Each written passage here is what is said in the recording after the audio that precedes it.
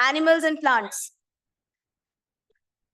To mark the auspicious occasion of this academic gathering, we begin today's program by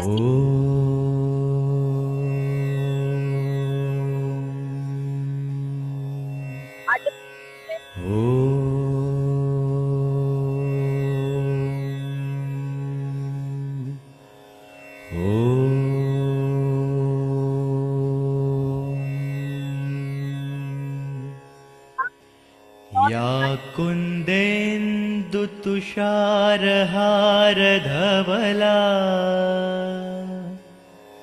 या शुभ्रवस्त्रावृता या वीणाम्बरदण्डमण्डितकरा या श्वेतपद्मासना या ब्रह्माच्युतशङ्करप्रभृतिभिर्देवैः सदा वन्दिता सा मा पातु सरस्वती भगवती निःशेषजाड्यापहा।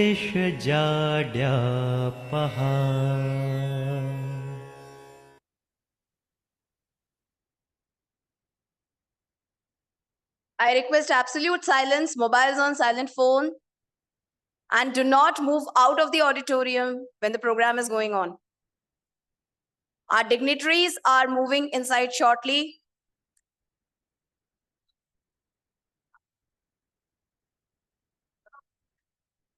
I request all the participants and the students to kindly take their seats quickly.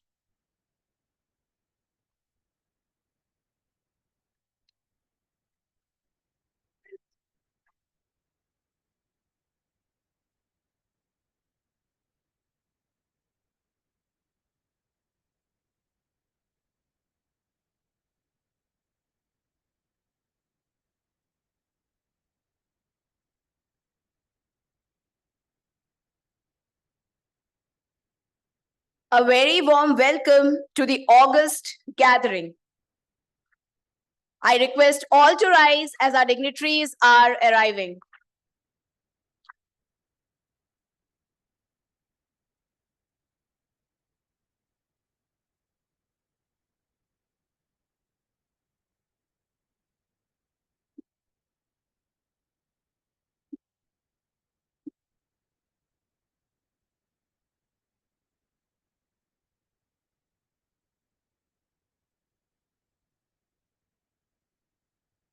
Thank you so much, dignitaries.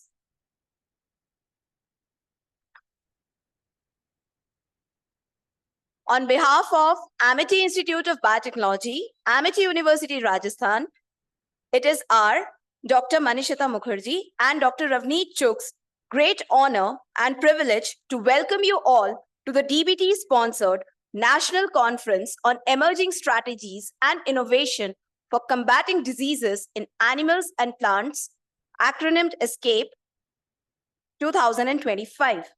We are delighted to host this conference from October 8th to 10th, 2025, bringing together eminent scientists, clinicians, industry experts, and young researchers to deliberate on innovative approaches for tackling diseases in both animals and plants, a true One Health perspective. We are deeply fortunate today to be graced by the presence of an exceptional constellation of academic and scientific leaders. We begin by welcoming our own esteemed academic leadership from Amity University, Rajasthan, whose commitment drives our pursuit of excellence.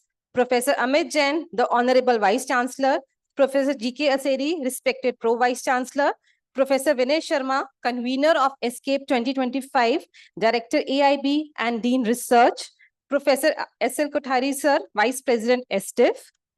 We now extend a special warm welcome to our guests of honor and keynote speakers, whose groundbreaking contributions have shaped the national and global science. It's a distinct honor to welcome Professor Rakesh Bhatnagar, the National Science Chair at JNU. We are privileged to have with us Dr. Vishwam Mohan Katoch, the Director General of ICMR and Founder Secretary of the Department of Health Research. We welcome Professor H.N. Verma, Pro Chancellor of Jaipur National University. We also welcome Professor S.K. Bhatnagar, sir, Editor-in-Chief, Vegetos. We also welcome Professor T.P. Singh, the distinguished INSA senior scientist from AIIMS, New Delhi, who will be joining us virtually. Your presence and wisdom elevate this ceremony, and we thank you, sir, for joining us today. I take the privilege to express gratitude to Honorable Founder President Ritnanand Balved Education Foundation, RBEF, and Chairman AKC Group of Companies, Dr. Ashok K. Chauhan, sir, and Dr. Asim Chauhan, sir, Honorable Chancellor, Amity University, Rajasthan, who are not able to join us in this session, but they have sent their blessings and best wishes for the event.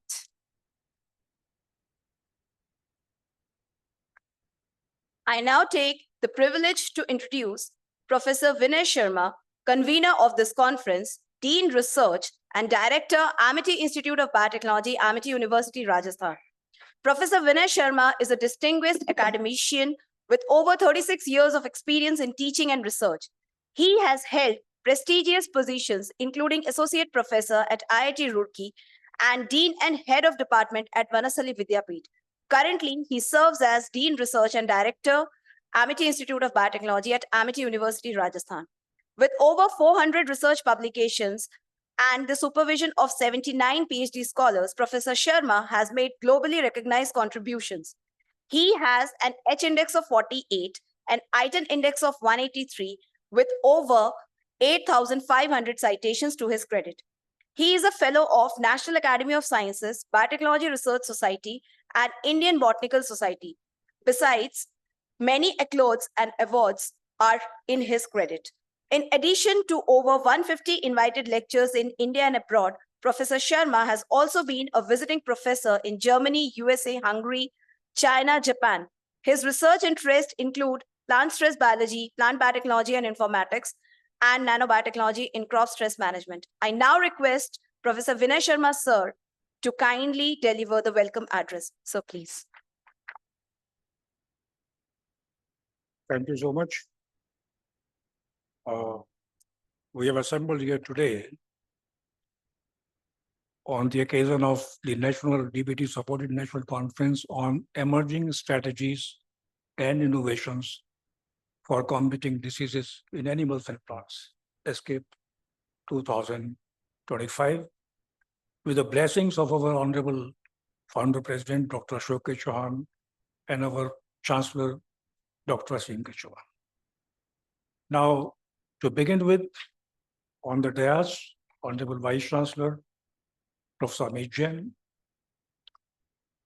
Professor Rakesh Bhatnagar, National Science Chair, and our guest of honor, Professor V.M. Katoch, former Director General of Indian Council of Medical Research, and our guest of honor, Professor H.N. Verma, Pro Chancellor, Jaipur National University, and our guest of honor, Professor S.K. Bhatnagar, Chief Editor of Vegetos, which is an Scopus Index journal from Springer Nature, and former Dean and Pro Vice Chancellor of Sardar Vallabhbhai Patel University of Agriculture and Technology. All deans, directors, our esteemed participants, esteemed dignitaries of the dais. We have many senior keynote speakers who have joined this conference. Other participants, our dear faculty members, and their students. Now, in fact, at the outset, I'm absolutely delighted to extend a very, very cordial welcome to our honorable keynote speakers, the invited lecturers, the invited lecturers, dignitaries, and the other participants. Now, this conference, we know about the theme, this has been circulated. It's always a challenge to race against the time because we have limited time, 5-10 minutes, where I have to speak and cover a few things. So I'll not really dwell upon the theme of the conference, which of course is very, very challenging.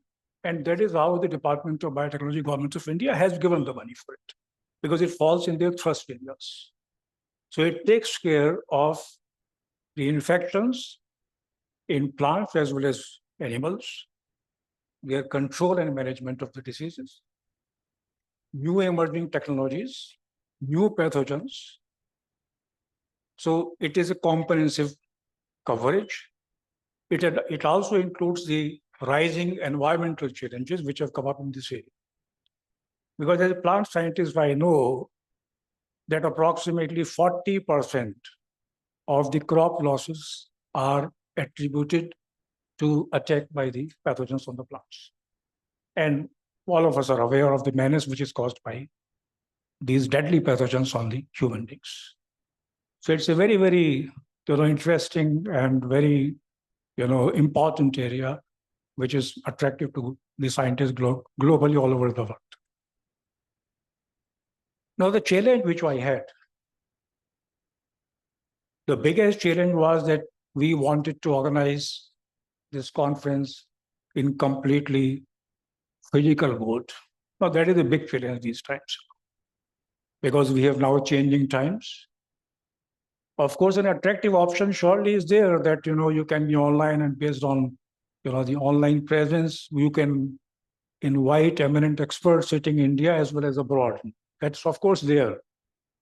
But I think nevertheless, we have distinct advantages of the physical presence, which are unique and which cannot be replaced by the online. Can we forget the warm handshake which we have during the physical presence, or discussions over a cup of coffee, collaborations, instant decisions leading to definite outcomes, personal memories, personal reports, attention, focus, which is again a compromise during online. So there are many, many advantages which still, in these changing times of AI and everything, the online cannot replace. That was the first big challenge which we had. And we had umpteen number of requests. Believe me, we have umpteen number of requests from the participants, from senior, junior, youngsters, everybody who had requested that we should be allowed online. In fact, Professor T.P. Singh, who will be here today, I think he has an overlapping meeting in Chennai, and if he is able to make it online today for 5 minutes, he too will be here physically and will deliver keynote. You can see it in the schedule. It's scheduled on 10th in the morning. So no exceptions. And despite all that, I am absolutely delighted to share that we have, as many as around 250 participants in this conference. So it's a grand success. Thank you so much. Considering the physical mode. Now, I do not really, in this limited time, I do not really want to dwell upon the themes, etc. But it's very exciting. Sometimes I myself wonder, climate is a big challenge these days.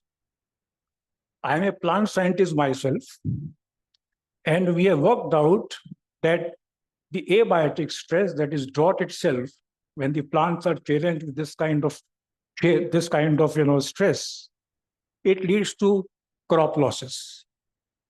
But then if it is combined with climatic change, if it is combined with pathogen, the results are completely different.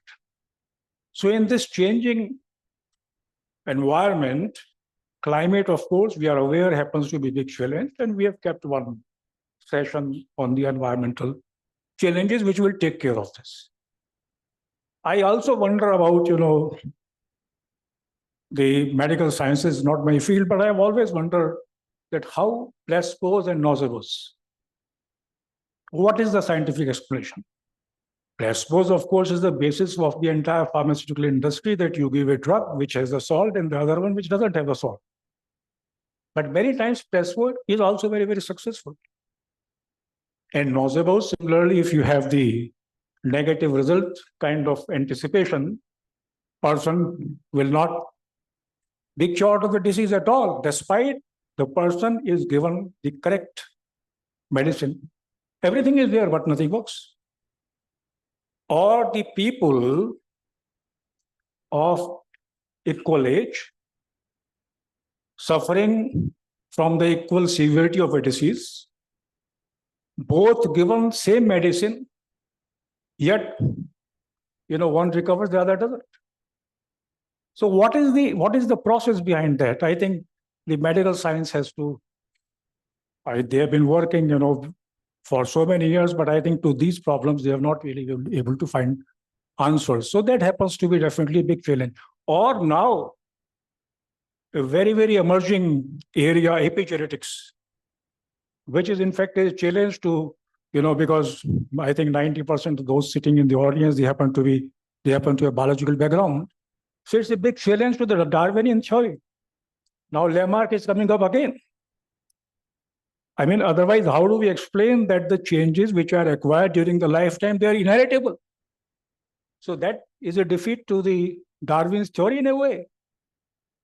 Or let's say, for instance, this as well may come out with solution of many diseases, that the environment affecting us, leading to changes in the DNA, methylation, etc., is able to mask the the disease genes.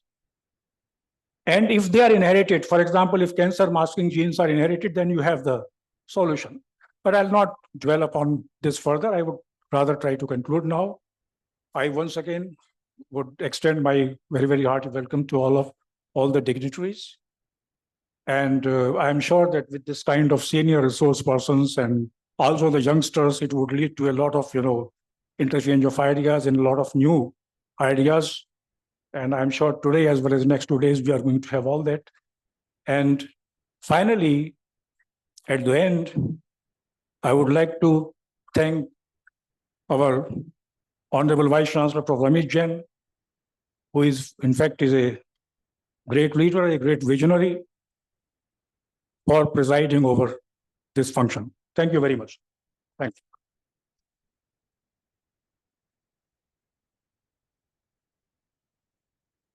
Thank you, sir, for your inspiring words and setting up the tone of this conference.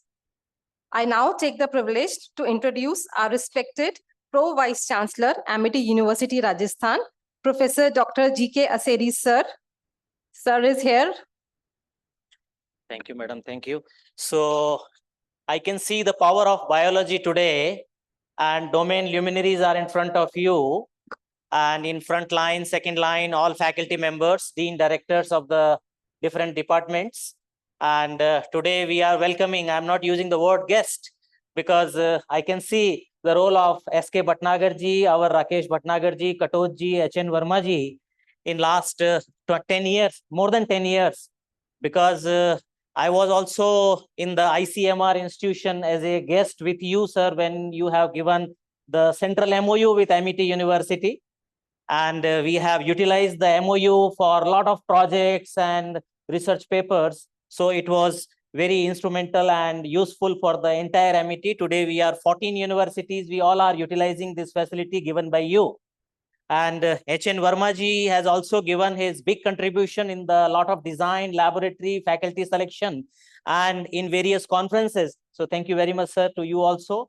And Rakesh Bhatnagar ji, we all knows that the science boost what he has given to the university in selection of some very talented faculty members and staff, and setting laboratories. So the entire wing is available, sir. We will show to all delegates today that Vice Chancellor, sir, has given the full push later on. And now it is facility utilized by a nearby institution, including the NIH also. Ayurveda institution, they are also sending their samples. and Kothari ji is leading this complete wing. Kothari ji, thank you very much. So Vinay Sharma ji, the one line is, it's a big day. It's a very important day. Biotechnology department is organizing this event, which is supported by DBT. Once a event is supported by any institution from Government of India, international or industry, it is a certificate that it is a vetted event, and the sponsorship and the financial help as well as this recognition shows that the event is in adherence with the national policies and the mandate of the government. So it is a vetting automatically. So we welcome you all today, sir, to the event, and your contribution is really a very, very important, that the power in auditorium is visible in front of you. With this support, we have opened the forensic science, we have opened pharmacy, we have opened physiotherapy. So these three new institutions we have opened after this complete research push.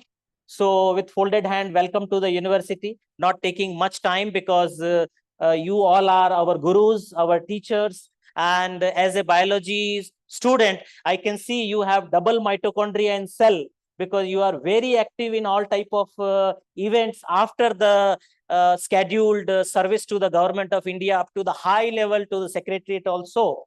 So we are taking a lot of inspiration from you. We are taking energy from you. Today again is a day, my dear students and faculty members, imbibe whatever maximum as much as possible and take energy, because these people are really luminaries and giving energy with very easily in a session. So let's listen and give much time to our domain luminaries today. Thank you, Vinay Sharma ji. Thank you. Thank you so much, sir, for your insights. Welcoming guest and grandeur is a part of our Indian tradition. To extend a floral welcome and felicitate our distinguished guest of honor and keynote speaker, Professor Rakesh Bhatnagar, sir, I humbly request Professor Amit Jain, sir, to florally welcome and felicitate our honorable speaker. Sir, please.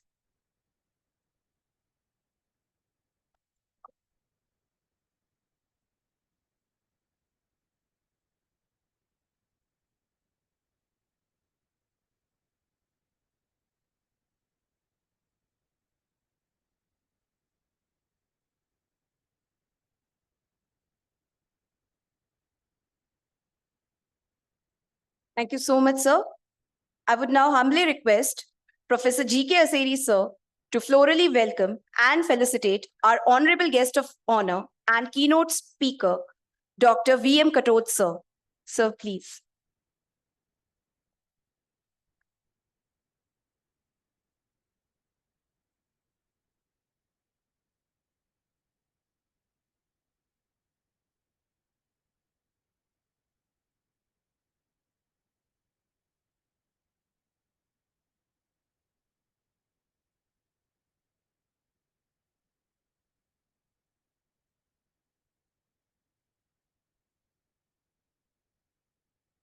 I would now request Professor Vinay Sharma, sir, to florally welcome and felicitate our honorable guest of honor and keynote speaker, Professor H.N. Verma, sir.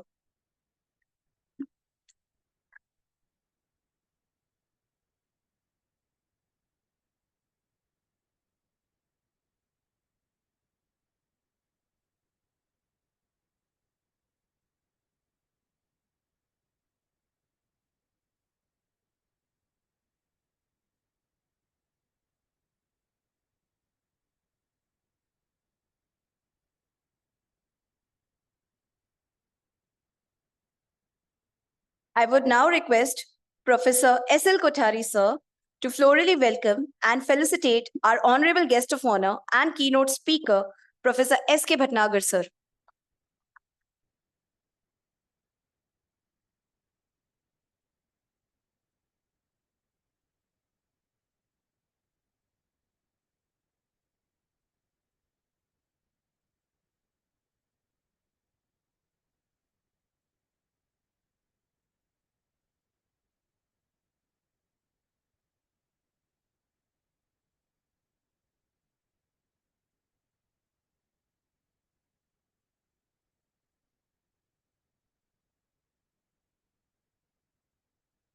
I now request Dr. Sanket Kaushik, the organizing secretary of this conference, to florally welcome and felicitate Sujata Sharma ma'am.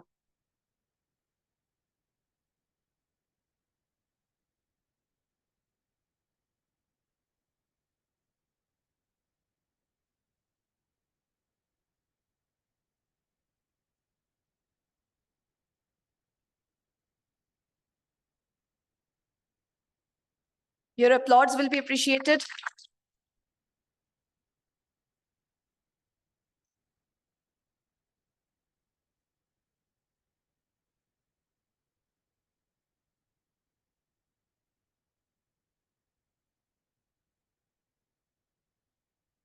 I would now request Professor Vinay Sharma sir to florally welcome our Honorable Vice Chancellor, Professor Dr. Amit Jain sir.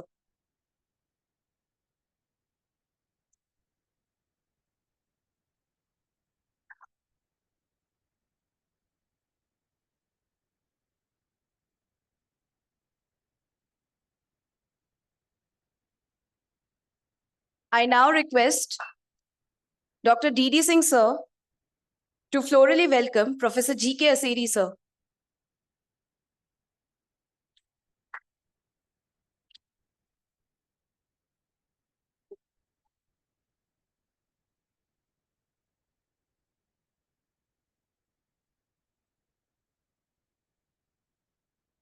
I now request Professor Bharat Singh sir to florally welcome Professor Vinay Sharma sir.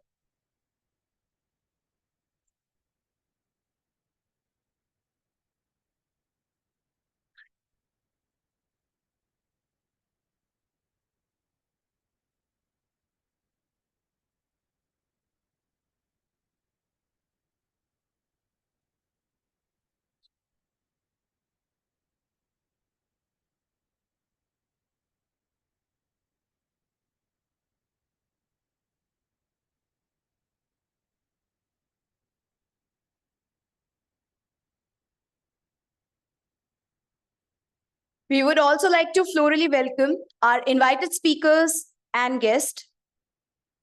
I request Dr. Neelam Jain ma'am to welcome Mrs. Bhatnagar ma'am.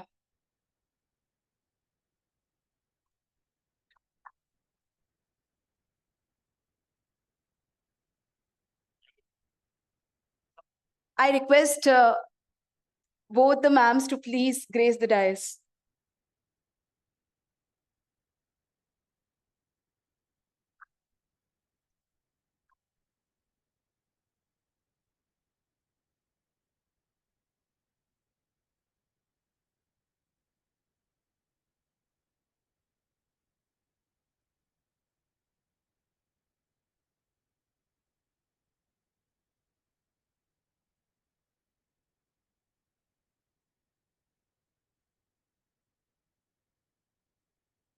I request Dr. Shweta Kulshresht ma'am to kindly welcome Professor Neelima Kumari ma'am with a floral welcome.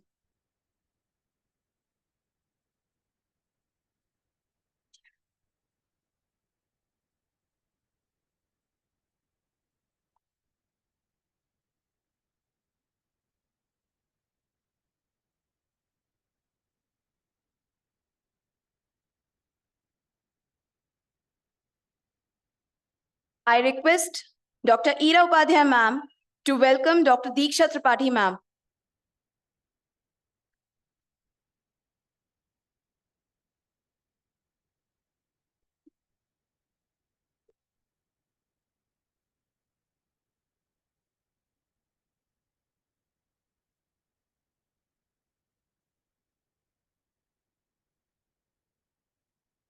I request Dr. Pushpendra Kumar Sarma sir to welcome Dr. Nagendra Singh sir.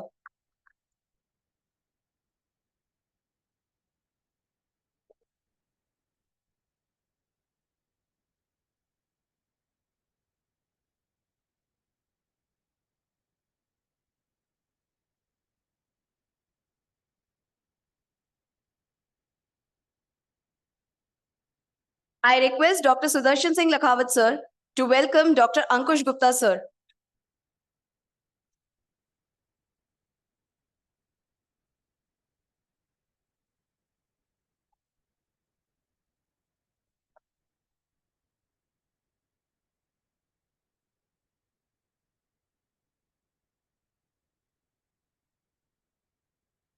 I request Dr. Ravi Ranjan sir to welcome Dr. Pradeep Sharma sir.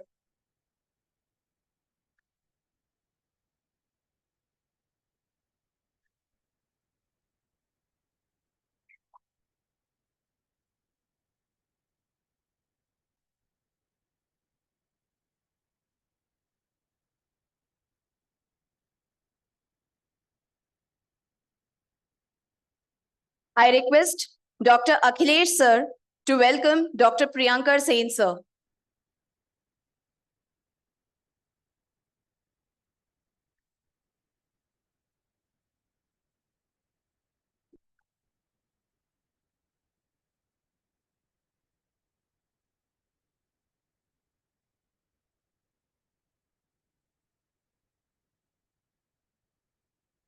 Thank you so much, everyone.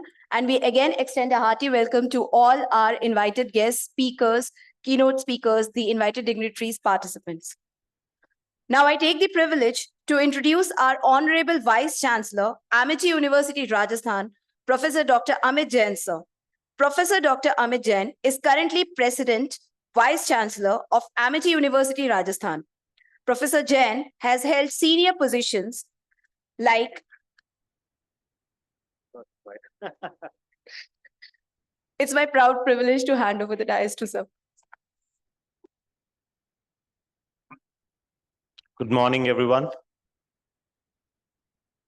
It's my pleasure and honor to welcome all the esteemed guests present on the dais, off the dais, all the inquisitive participants of this wonderful national conference, my faculty colleagues, and all dear students. Truly, it's a matter of great pride for us that we are organizing this conference. You know, it is said that you can make a living by what you get, but you make a life by what you give. And I believe all the esteemed guests today, as well as the keynote speakers and the session chairs, are here to give you a wonderful elixir of life, because all of them will be talking about a very important theme, which we are calling as emerging strategies and innovations in combating disease and animals and plant. So what a wonderful theme you have chosen. Whenever we talk about diseases and whenever we talk about combating diseases, it reminds us of the dark phase of pandemic. It also reminds us of the courage, resilience, and the innovation shown by all our COVID warriors. And I believe this fraternity, specifically sitting here in the audience as well as the guest, is the fraternity that has helped us to move out of that dark phase of pandemic.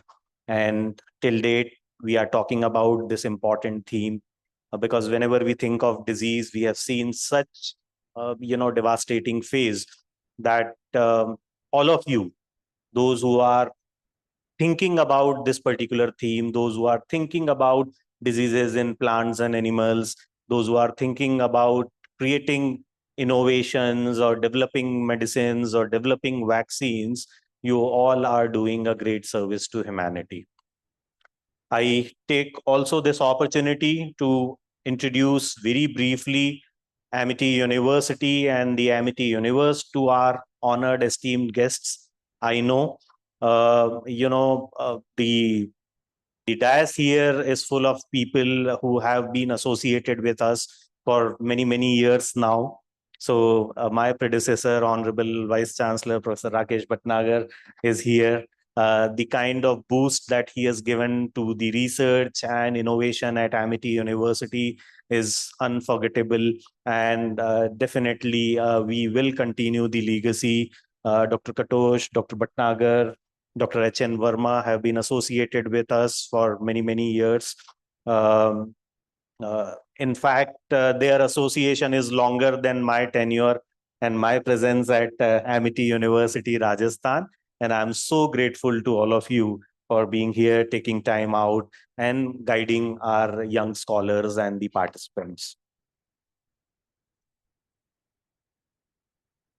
I won't be able to talk much about the topic and the theme. Probably I am the youngest one in the lot sitting here, and I know nothing as far as the sciences or the biology or biotechnology is concerned.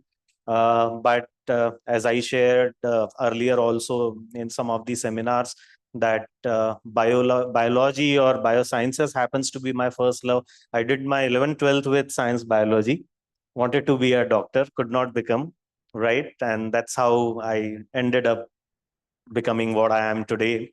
But definitely, because it was an area of interest, whenever I have presence of people who have excelled in this domain, be it biology, biosciences, biotechnology, I really feel happy, I really feel honored. And I'm so proud and glad about their contribution to the world and the society.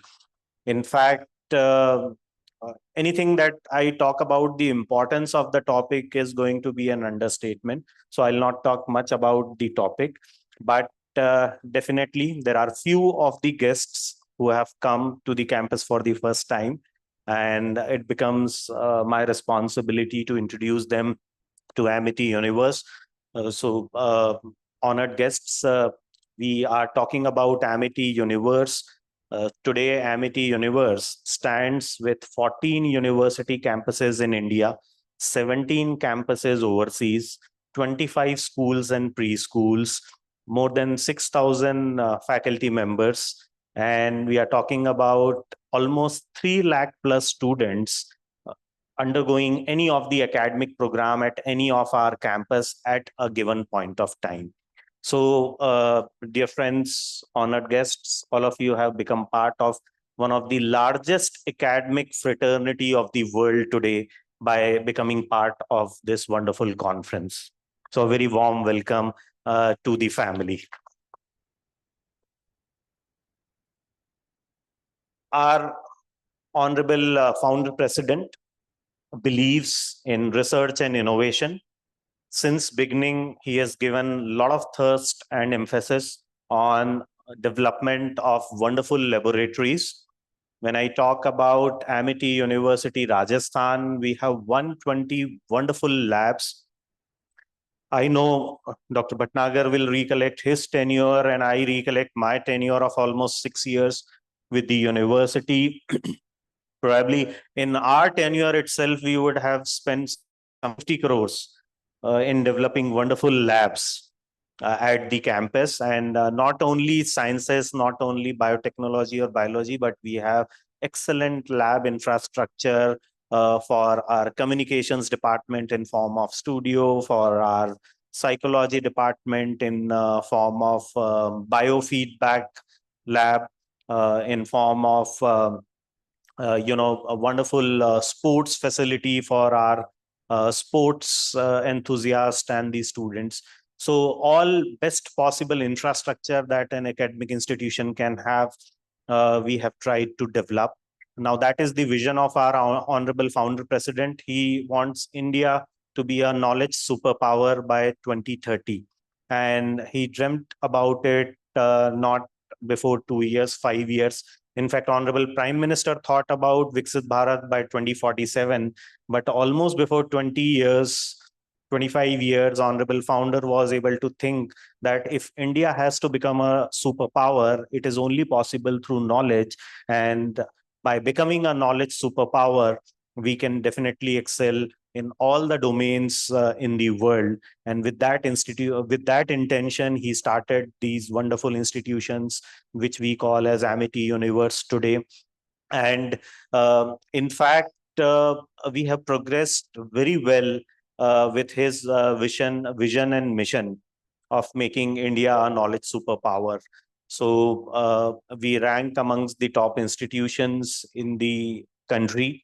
We have featured in global rankings now in form of our visibility in Times Higher Education and QS ranking. We have excelled in our NAAC scores. Now, these are all the credentials which are possible because of the wonderful faculty members that we have. I very proudly say it, all the public forums that the bio group of my university is one of the best in North India. I can say it very proudly. And it is proven by them again and again through their H index, through their publications, through their high impact work that they are doing. And our faculty members have featured in the top journals. I didn't even know the names, but by virtue of my position now, I got to know that yes, there is something called Lancet, there is something called Nature Medicine, there is something called JAMA Oncology, and probably and our faculty members surely have published in all these major journals and publications that are possible. With this conference also, I am told that there is a participation of around 250 plus participants from all over the country, and they have associated with some top journals and top publication houses for bringing out the publications related to the work. Publishing is definitely important, and all of us must aspire for that. But this is one learning and lesson that I got from my predecessor, Dr. Bhatnagar, that patenting is even more important. So he always used to tell me that if really you have done a path-breaking work, and if you have really innovated, definitely it is important to publish and make it a common knowledge for benefit of the science and fraternity. But at the same time, it is very, very important that you get it patented, you reserve the copyrights, and you try to commercialize it and bring it to the world in form of an actual product. I, being a student of management, this was a great lesson and a great learning for me during his tenure, and I'm so grateful to him for all these advices. Once again, we have a galaxy of intellectuals sitting here to address all of you, and I would like to sit in this forum along with you as a learner only. So I'll stop my address here. Once again, a very warm welcome to all the honored guests. Congratulations to the organizers of this conference, and good wishes to all the participants and the scholars who are going to present their work in this particular conference. Thank you so much. God bless you all. Thank you so much, sir, for your encouraging words. We now begin with the remarks and reflections by our distinguished guests of honor and keynote speakers. We are deeply honored to introduce Professor Rakesh Bhatnagar, sir. Sir is a distinguished scientist, institution builder, and academic leader of national repute. He currently serves as the DST National Science Chair at Jawaharlal Nehru University. Earlier, his research was at Freiburg University, Germany, University of San France, NIH, and USA MRIID USA. He pioneered biotechnology education at JNU and is globally recognized for developing a recombinant vaccine against anthrax, successfully transferred to the industry. A former Vice Chancellor of Banaras Hindu University, Kumaon University, and Amity University, Rajasthan, Sir has been a J.C. Bose Fellow and Fellow of all three premier science academies of India, including INSA, IAS, and NASI. Sir has published over 200 research papers with more than 6,000 citations, an H index above 50, and has also guided over 50 PhD scholars. His anthrax research ranks 7th globally, following the institutes like Harvard and NIH. Recipient of numerous honors, including the President's Award for Best Innovation and ICMR Award for Outstanding Research in Immunology. Sir has also established a BSL-3 lab and has elevated JNU School of Biotechnology to India's top-ranked program. Sir, it's an honor to have with you us today. I request you to kindly address the gathering.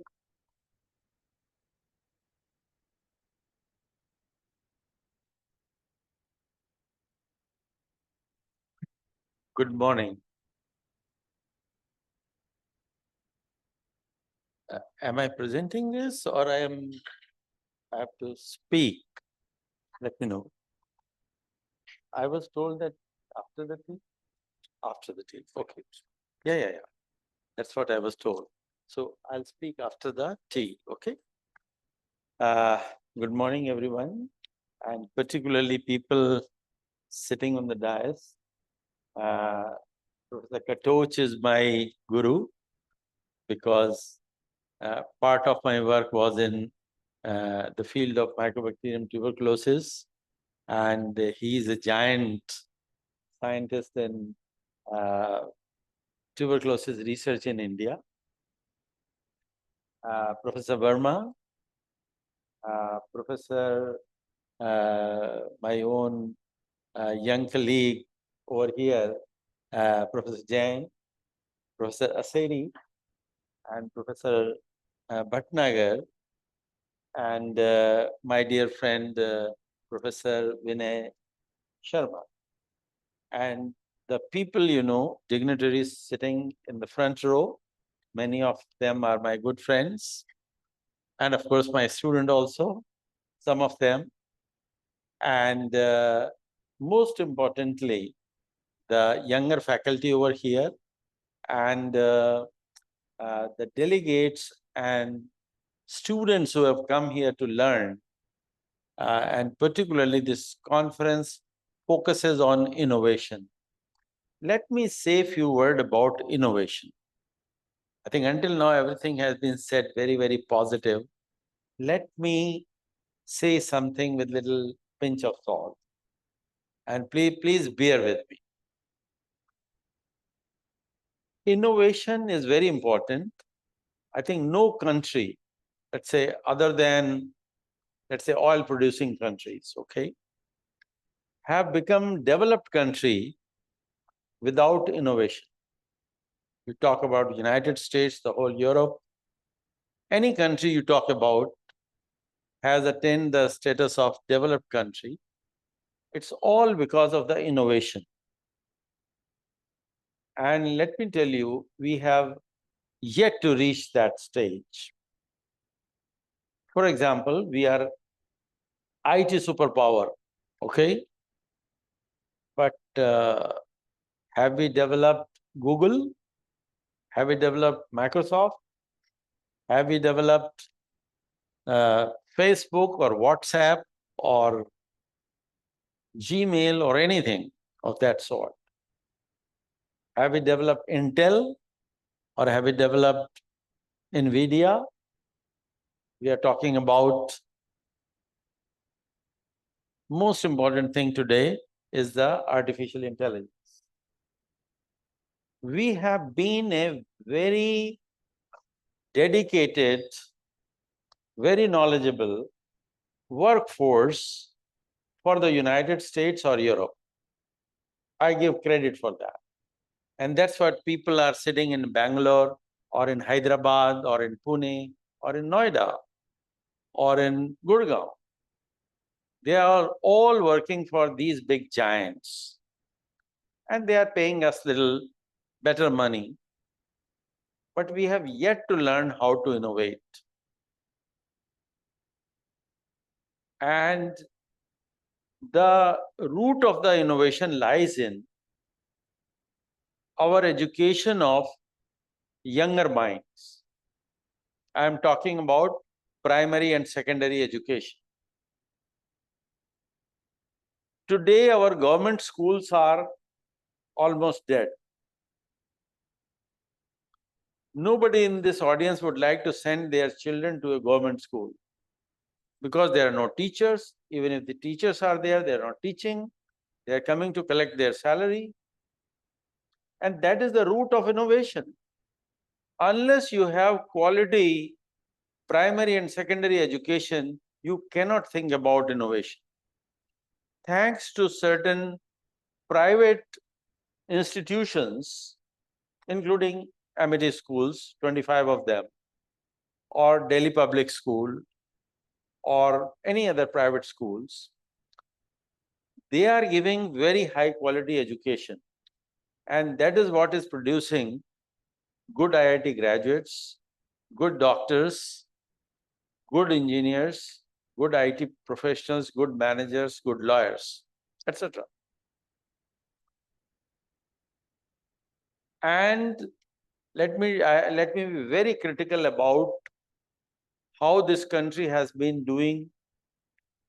That okay, let's say our former president APJ Abdul Kalam used to say, India will become a developed country by 2020. Where are we? In 2025. Have we become a developed country? So sloganeering is not going to make us developed country. Take it from me. We have to work hard. You remember that Indira Gandhi, one of our prime ministers, she used to say, "Garibi hatao." Kya garibi hat gayi? No. And now our present prime minister has given the new date that India will become developed country by 2047. Still, 22 years to go. But during this time, if we really want to achieve the goals, we have to fix certain things. Number one, quality primary and secondary education with the best teachers. No discrimination. Bring the best mind to teach our kids. If best mind will teach our kids, they will learn the best. If this doesn't happen, I don't think we will be able to achieve. Even for our universities, etc., we have to bring the best people. People have been talking about that we brought tons of money from DST in this PERS program. I remember when I went for presentation, there were many universities, they were competing. I won't name the universities. One university was asked, what will you do with so many crores of rupees? They answered, I am going to buy a NGS, next generation sequencing. You know what the chairman answered? How many sequences, how many genomes you are going to sequence? If you need 2 liters of milk every day, go to Mother Dairy and buy it. Why do you want to have a cow? NGS is a cow, you have to maintain it. And you are not doing so many sequencing. Another university was asked the same question. What will you do with this so many crores of rupees? And the answer was that we are going to buy a very good proteomics machine. They said, how many proteomics do you do every year? And you already have a old model of proteomics machine.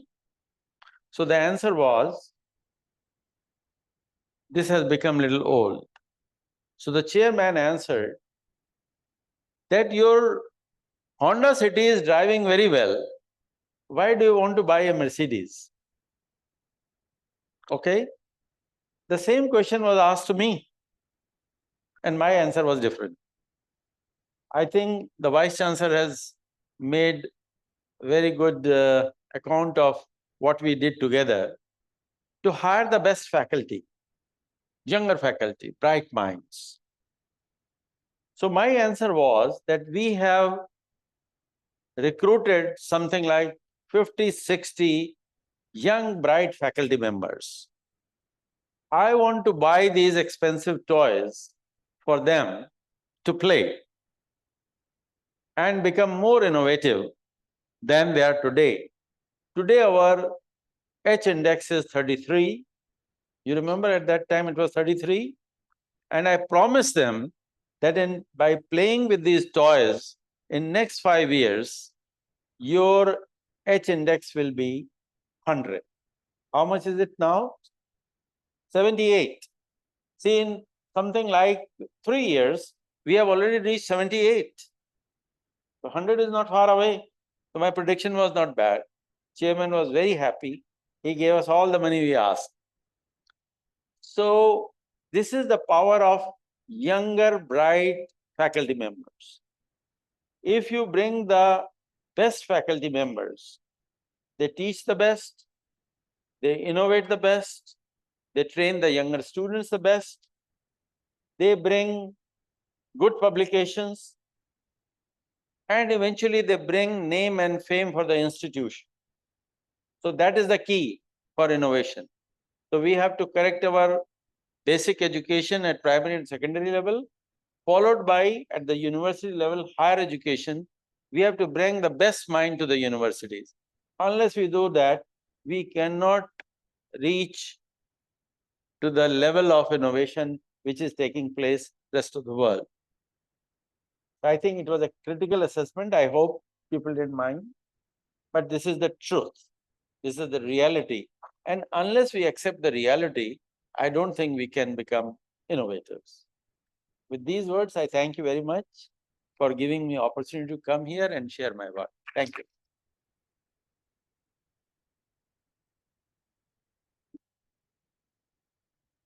Thank you so much, sir, for sharing your deep insights with us. It is my privilege to welcome another stalwart of Indian biomedical research, Dr. Vishwa Mohan Katod, sir, former Director General, Indian Council of Medical Research, ICMR, New Delhi. Sir is a distinguished medical scientist and academic leader currently serving as editor, Indian Journal of Leprosy and President, Tuberculosis Association of India. An alumnus of AIIMS New Delhi, Sir has made pioneering contribution. I proudly hand over the dice to Sir.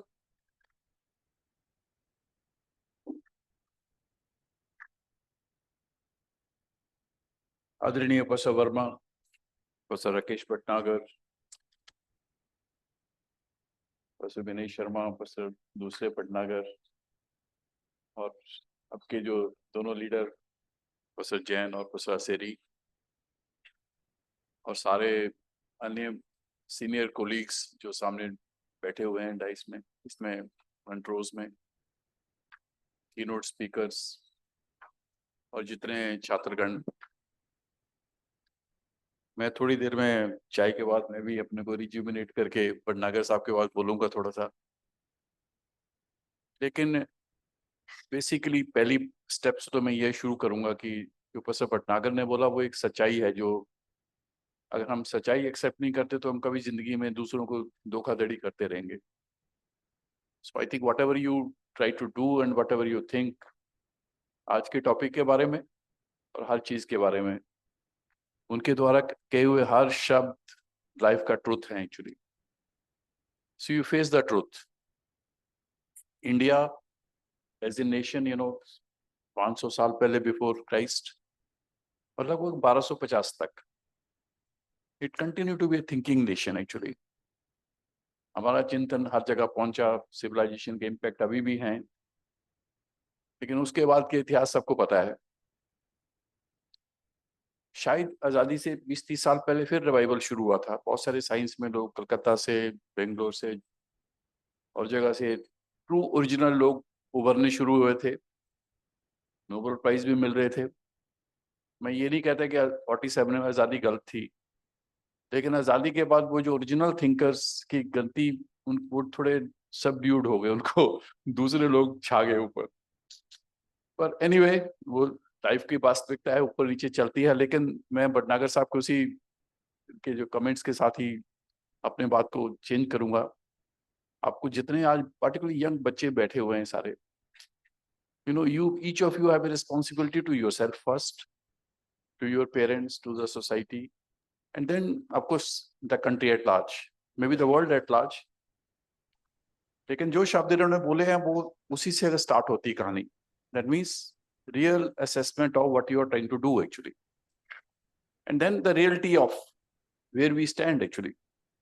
तभी आप strategy भी बना पाओगे, तभी आप innovate कर पाओगे। अगर आप मानती नहीं हो कि मैं हूँ great, I am the greatest, तो ग्रेट ही रहोगे। आप अपने को कुछ भी बोलते रहो, लेकिन बन नहीं पाओगे। तो आई थिंक आज के टॉपिक में हम लोग अलग अलग सब्जेक्ट्स पे लोग बोलेंगे, बहुत सीनियर लोग बोलेंगे, हर कोई बहुत यंगर भी बोलेंगे, जिनका जज्बा है, जिनका बोलने का इनकी क्वालिटी है, जिनके अंदर कैपेसिटी है बोलने की। और जिनको आता है subject actually, because most of the speakers have been chosen that way. तो वो जो टैलेंट बेस्ड थिंकिंग है वो सब लोग बोलेंगे अपने तजुर्बे के हिसाब से। आई थिंक वो आप लर्न करिए, लेकिन टॉपिक को सोचिए पहले थोड़ा सा। सभी यंगस्टर्स को मेरी 1 मिनट की राय यही है।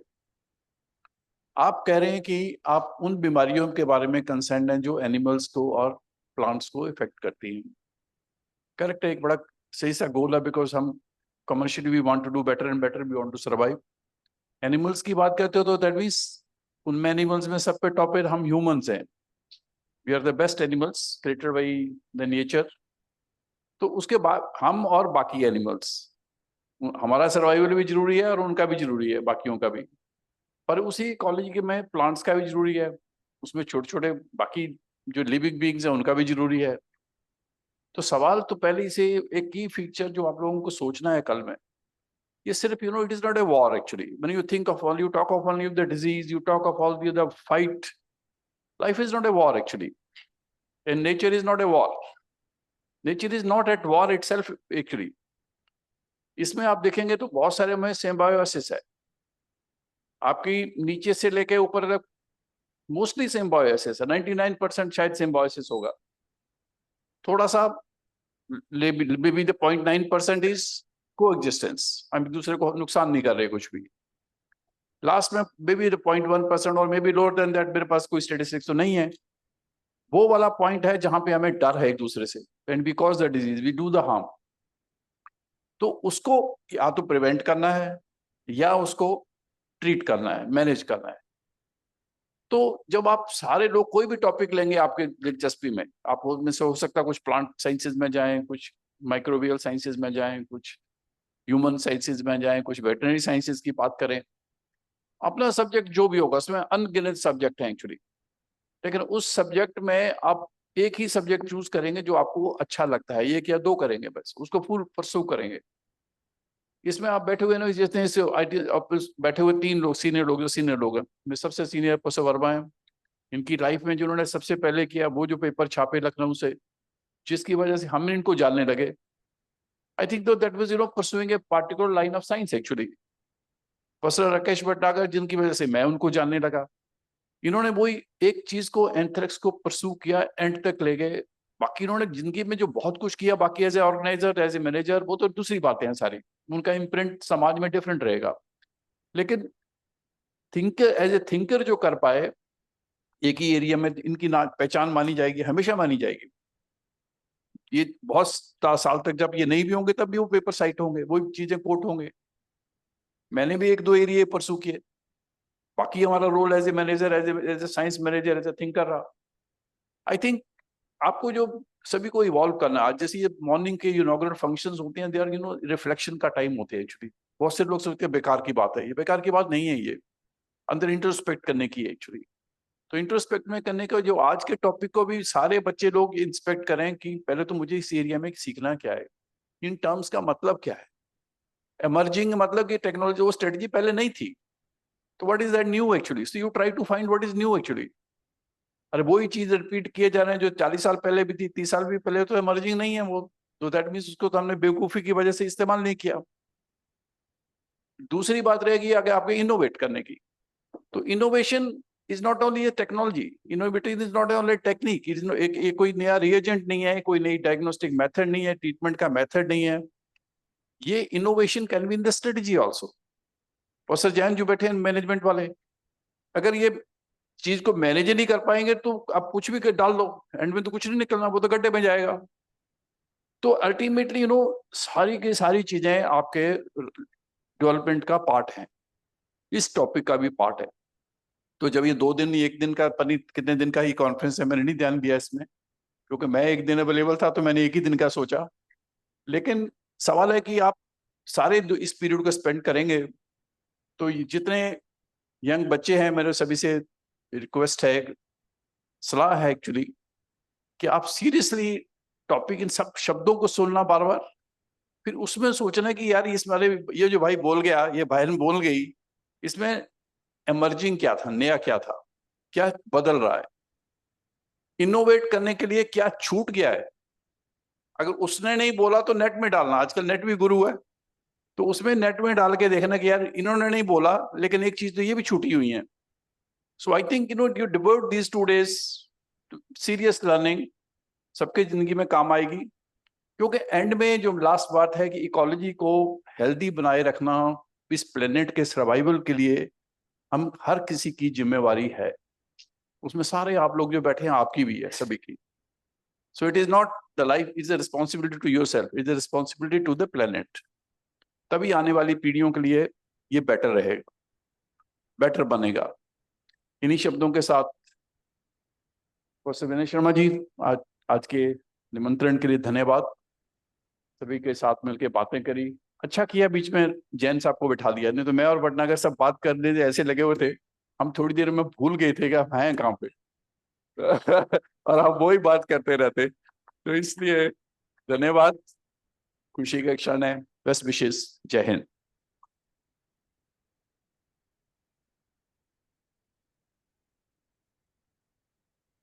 Thank you so much, sir, for your insightful reflections. Our next distinguished speaker is Professor H.N. Verma, sir, Pro-Chancellor at Jaipur National University, Jaipur. Sir is a distinguished plant virologist, educationist, and academic administrator with more than 5 decades of exemplary service in science and higher education. A recipient of, I welcome you, sir, to address the gathering. A very good afternoon to all of you. First of all, I must thank Professor Vinay Sharma for inviting me and giving me the opportunity to talk to you on this very important day. I think my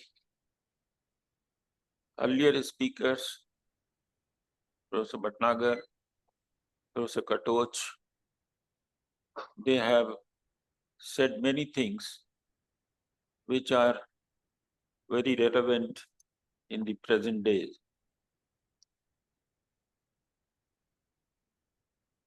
The Professor Bhatnagar, what said is very, very important, that unless we have the quality education right from the primary onwards, we cannot progress. I think this is very true. I have been associated with the administration for the last so many years and with the PhD program at our university, earlier at Lucknow University also. And what I have seen is what is the pitiable condition of the primary education and secondary education. Leave aside the important towns, but if you go to interior, the things are awful. So we have to look into this particular area, and we must have the, I would say, the most qualified faculty members or teachers in the primary and secondary education, because that is the base which builds earlier. When I go and sometimes talk to the students of our undergraduate students or postgraduate students and ask them, have they gone to the practical labs? I'm talking about a pharmacy student who has taken admission in B.Pharm, 2 or 3 students. They said, we never visited the lab. We don't know anything about the labs. What we were told that this is, we were shown a presentation. This is how the chemistry lab looks like, how this biology lab looks like. So this is the situation. So we have to focus in this particular area. Regarding the innovation about which Professor Bhatnagar talked, I think that is very, very important area. And I think there is much focus in this direction now in all the educational institutions, the Atal labs, which have been developed in the various institutions. They are making the students quite innovative. The various programs which are being carried out throughout the year, especially the hackathons, we have seen some very bright ideas coming from these students, which can be later on developed. So the efforts are being made, and I'm sure such efforts will continue, and our young students who are here, they are the future scientists, future leaders of the country, and they will pay greater focus in these particular areas. Regarding my association with the MIT University, this is very old, and particularly with Professor Vinay Sharma, it has been still older. I have been associated with Dr. Katoj when he was at Agra. We were going to his institution for various activities for taking help because his lab was one of the best labs at that time, microbiology lab. So that way, what is I feel is that once you are involved in higher academic activities, particularly research, if you have good guides with you, good mentors with you, and if you can collaborate with other institutions, perhaps you can do much better. And this is what you will learn today when you will have 3-day deliberations on the various strategies for the diseases of animals and plants. I think the interaction with the other faculty members, other researchers, you will have some new ideas and you can later on develop on those new ideas. I'm extremely grateful to the Vice Chancellor, the Pro Chancellor, and other faculty members, the colleagues of Professor Vinay Sharma, the faculty members of the School of Biotechnology for giving me this opportunity to interact with you today. And I'm so happy to see the developments which Professor Bhatnagar told about this university, the HI index jumping from 31 to 70 and onwards, and soon reaching to 100. So that is a great news for all of us.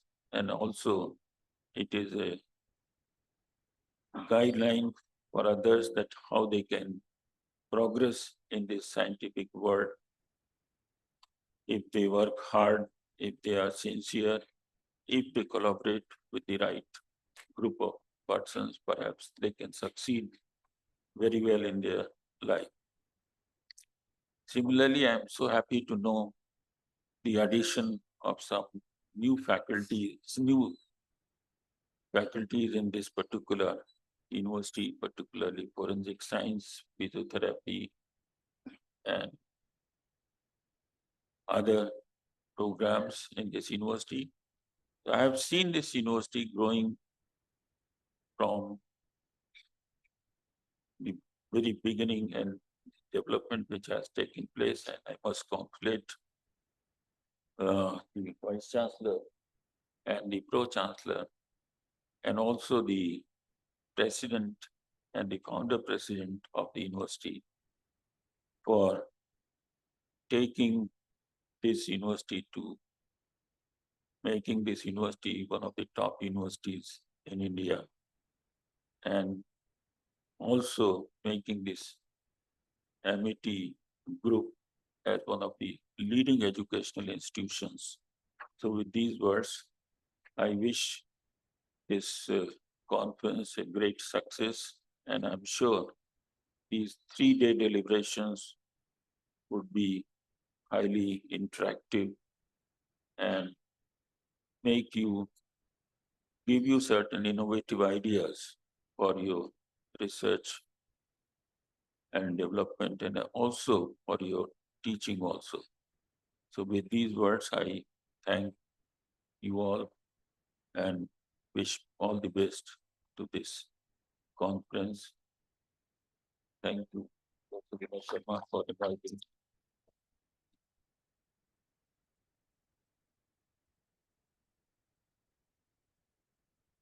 Thank you so much, sir, for your insightful words. We also had the privilege to invite Professor T.P. Singh, sir, who is the INSA Senior Scientist at AIIMS, New Delhi. But sir is another meeting at Chennai, so he's not able to join us at this moment. He will join us later. We now move on to the keynote address by our distinguished guest of honor and keynote speaker, Professor S.K. Bhatnagar, sir, Editor-in-Chief Vegetos and a revered name in scientific publishing and ethical research. Sir is an academic veteran with over 40 years of experience in teaching and research, beginning his career in higher education in 1977. Sir, I welcome you. Thank you very much. Thank you very much and a very good morning to all.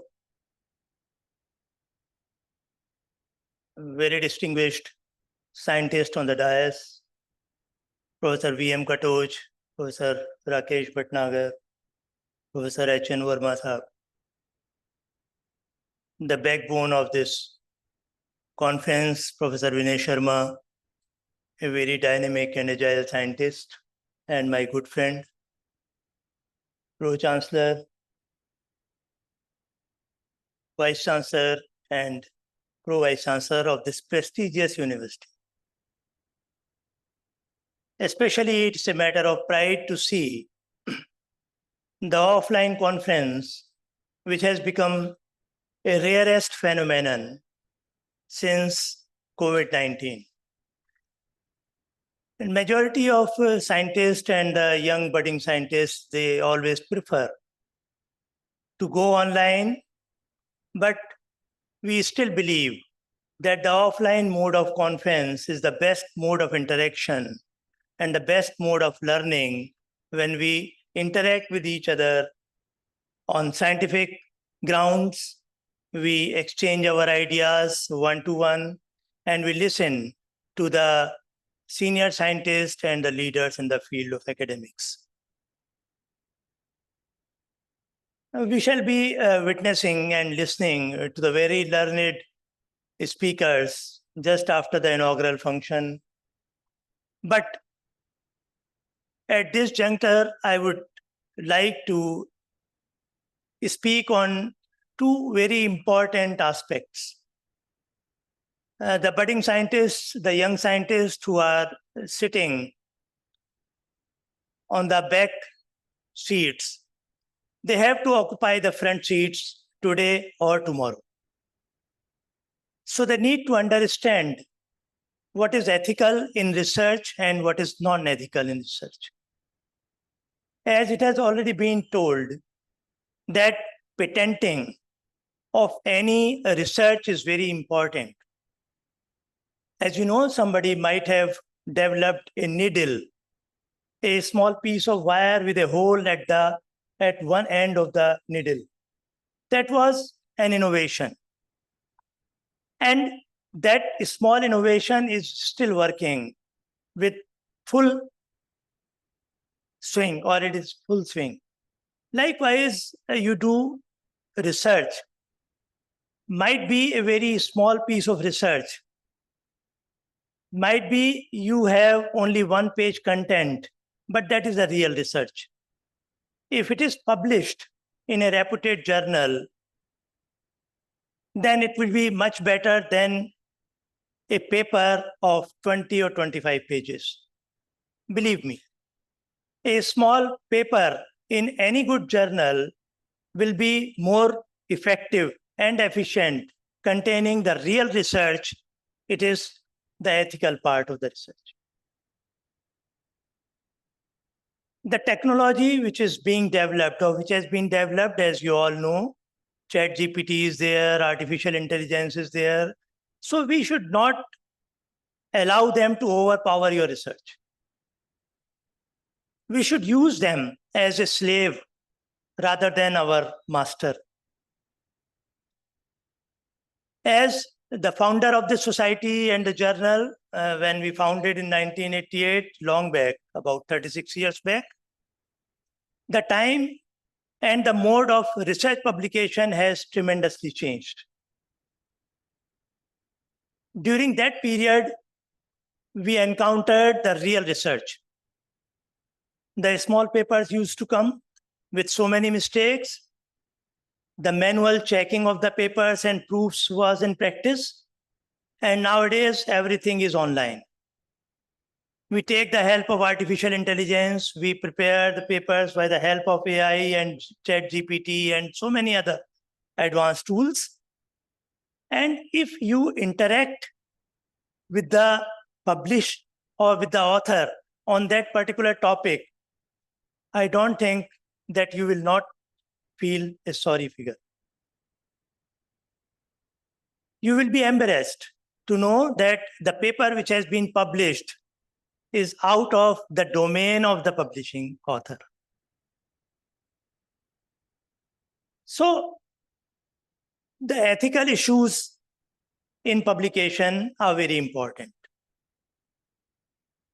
When we come across several papers, we have to take them to the ethical committee.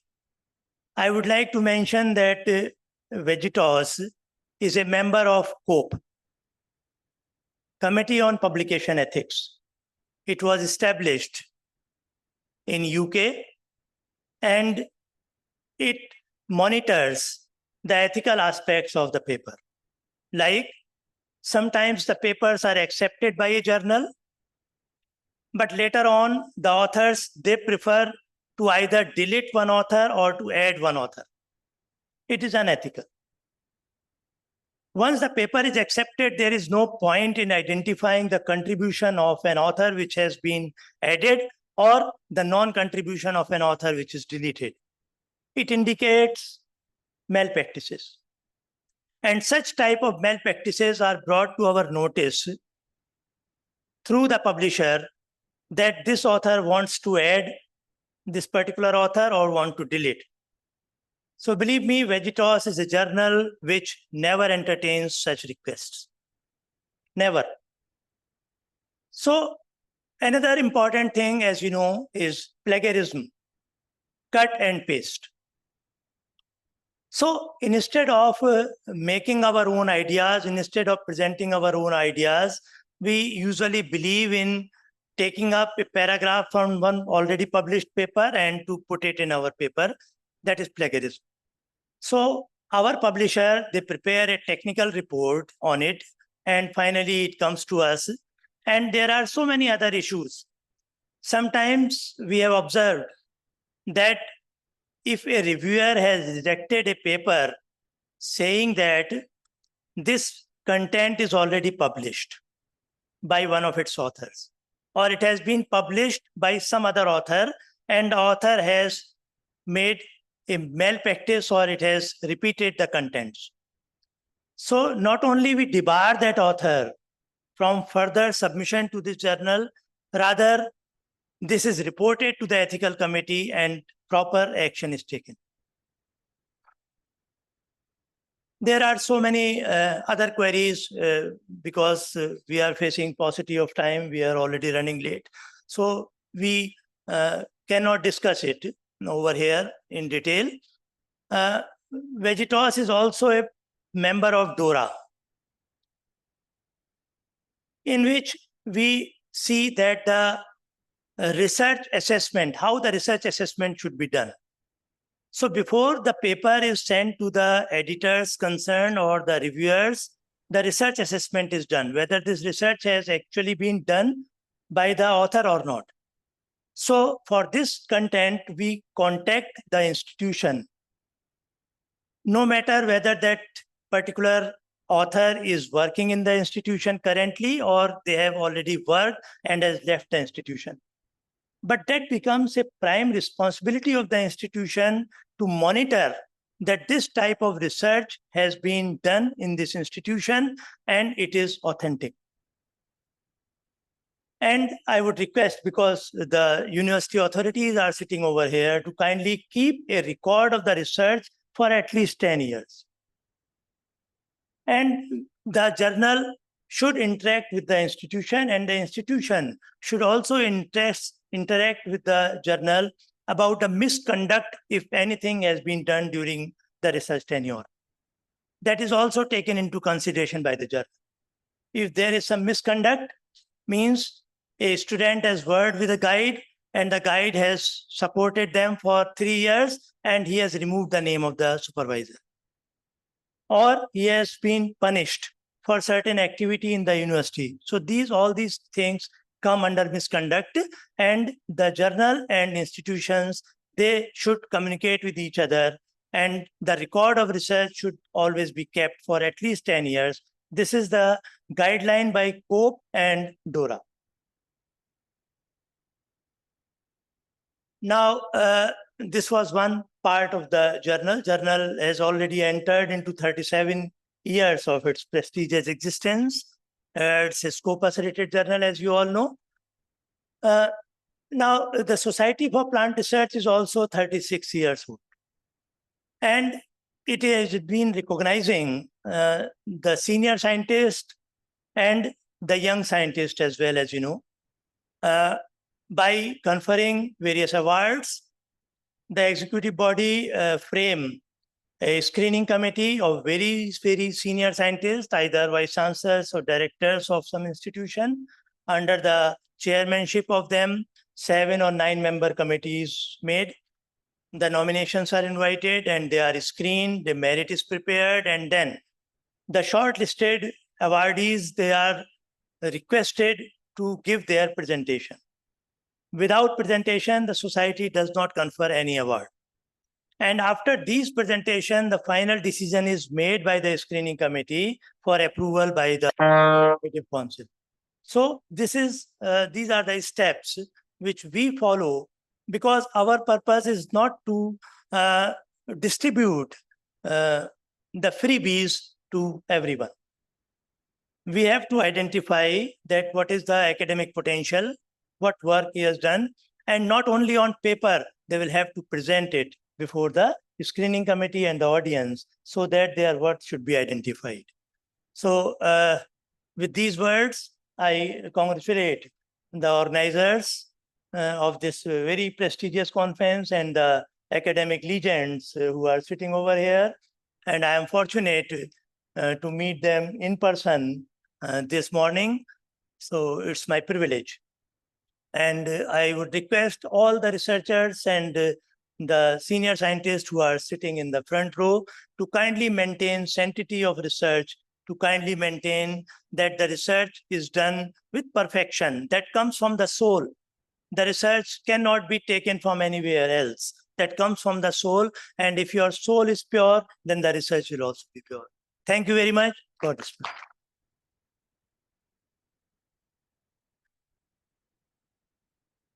Thank you so much, sir. It was indeed a pleasure to understand for all of us the importance of integrity and responsibility in research. We now have the SPR Award ceremony to acknowledge outstanding contributions in scientific publishing and research ethics. For the same, I again request Professor S.K. Bhatnagar, sir, to kindly announce the names of the recipients of the awards one by one. Sir, please.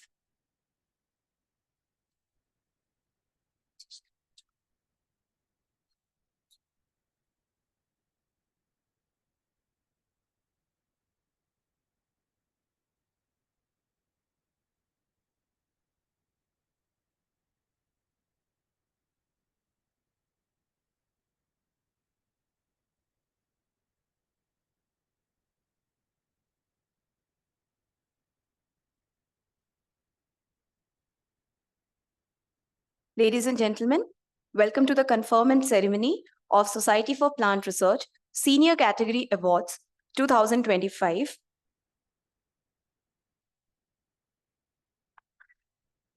Our first recipient of the Lifetime Achievement Award 2025 is Professor Ashwini Kumar Sir, former professor and head, Department of Botany and Biotechnology, University of Rajasthan, Jaipur, Rajasthan.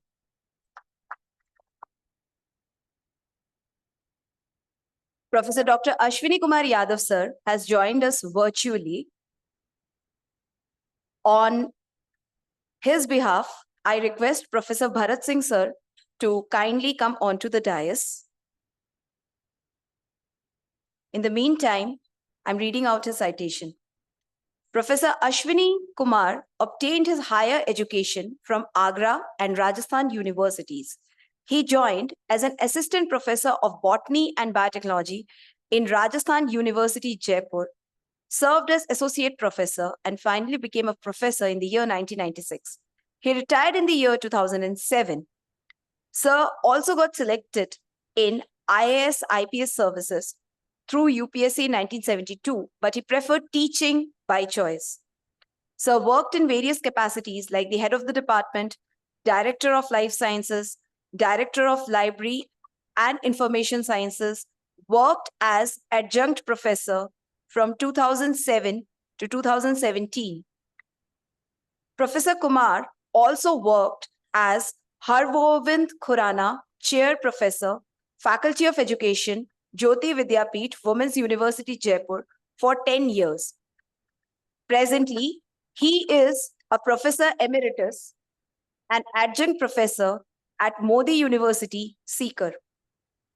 Sir earlier had been a postdoctoral fellow, Justus Liebig University, Germany, INSA DFG visiting professor Toyoma Medical and Pharmaceutical University, Japan, and Toyoma Prefectural University, Japan, fellow and president of the Indian Botanical Society, besides the Indian Phytopathological Society, Indian Society of Mycology and Plant Pathology, Mendelian Association, Association of Biotechnology and Pharmacology, and is the president of the Indian Fern Society since 2024, which has conferred upon him the Lifetime Achievement Award recently.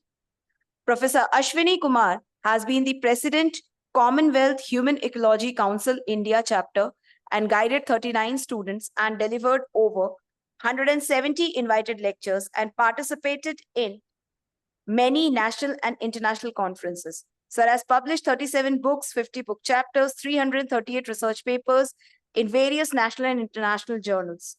He has been the recipient of Rajasthan University Gold Medal, Alexander von Humboldt Fellowship, British Council Visitorship, V. Puri Medical, Teachers Excellence Editors and Contributions Award, and the Award for Editorial Excellence. We wish him an active, healthy life. And on behalf of Professor Dr. Ashwini Kumar Sir, Professor Dr. Bharat Singh Sir is receiving the Achievement Award. And Professor Ashwini Kumar Sir has joined us online, and I would now request Sir to accept our wishes.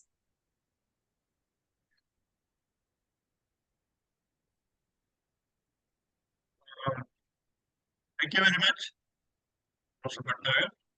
And I just wish to take 2 minutes.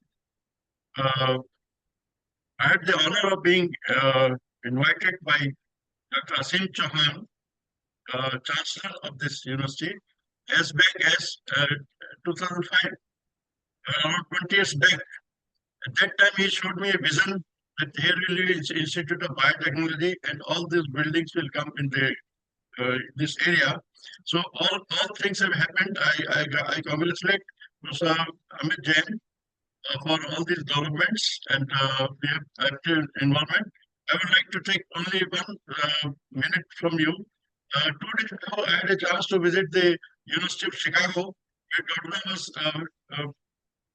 educated, she got Nobel Prize. So I just want to share one thing with you. but the concept development is more important. I met the Professor Jean Greenberg, and of course, I cannot share the concept, but they said that for the retrograde transmission and the role of plastic fluid in the epidermis is very different in defense mechanism. And they are working on XAR, which is a very current topic. So my humble request is here, and I'm very happy to see Dr. G.K. Asiri. During that time when I was asked to take special classes in BTech Biotech. BTech Biotech, the class was full of more than 60 students at that time. And with great hope, we started BTech Biotech in different places. But most unfortunately, biotechnology has degraded. And it is close to many places, but I congratulate Professor Vinay Sharma ji for taking it so new heights. And MIT is not an institution, it is a mission.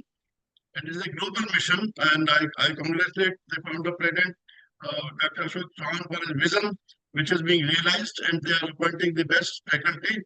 And I'm very happy to say that Dr. Bharat Singh has become a professor now, and been our student. And we have many colleagues from our University of Rajasthan, including Professor Kotari, who are contributing to success of this university. Lastly, I would like to say that I was selected in 1972 in IAS and IPS finally, and I had great regard, great respect in the society. Suddenly, several people became my friends, and they all advised me to go to IAS and IPS. And when I decided to remain in teaching in IAS in the University of Rajasthan, and they were saying that you have made a mistake. But I tell you frankly, I did not make a mistake. It was a good success, and I still am receiving good response. Lastly, I would like to say that when I asked my German colleague how many papers you published, she said that I published only one paper, and I don't rank my paper by numbers. So once again, I am very proud to feel that I've been given this award, and I thank Professor S.K. Bhattagar for this recognition. I promise to continue work in this field in times to come. Thank you very much, sir. And I am honored that MIT has given me this honor. My regards to all the people. Thank you, sir. Thank you so much, sir. Thank you. I request Team IT to again.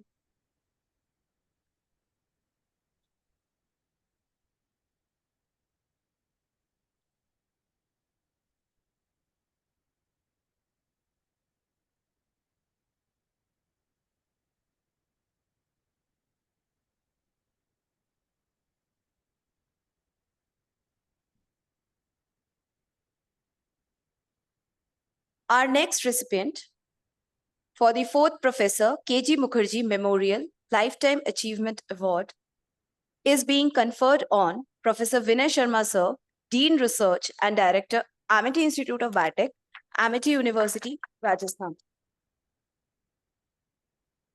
Professor Vinay Sharma Sir is a distinguished academician with over 36 years of experience in teaching and research.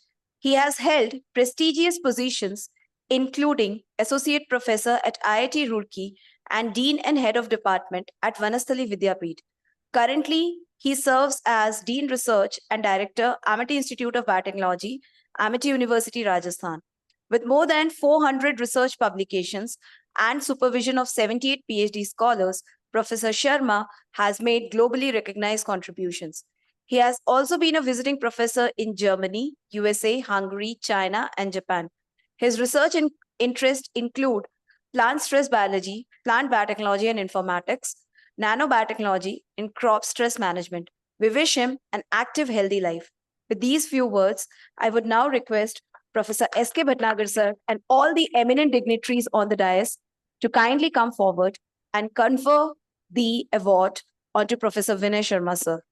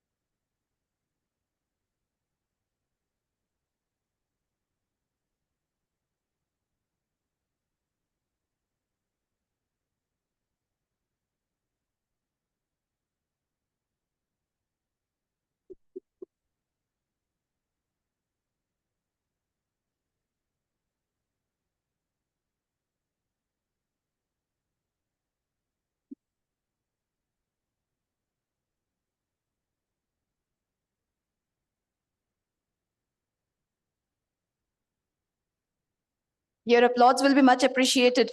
It takes a lot of efforts to reach to such an achievement award.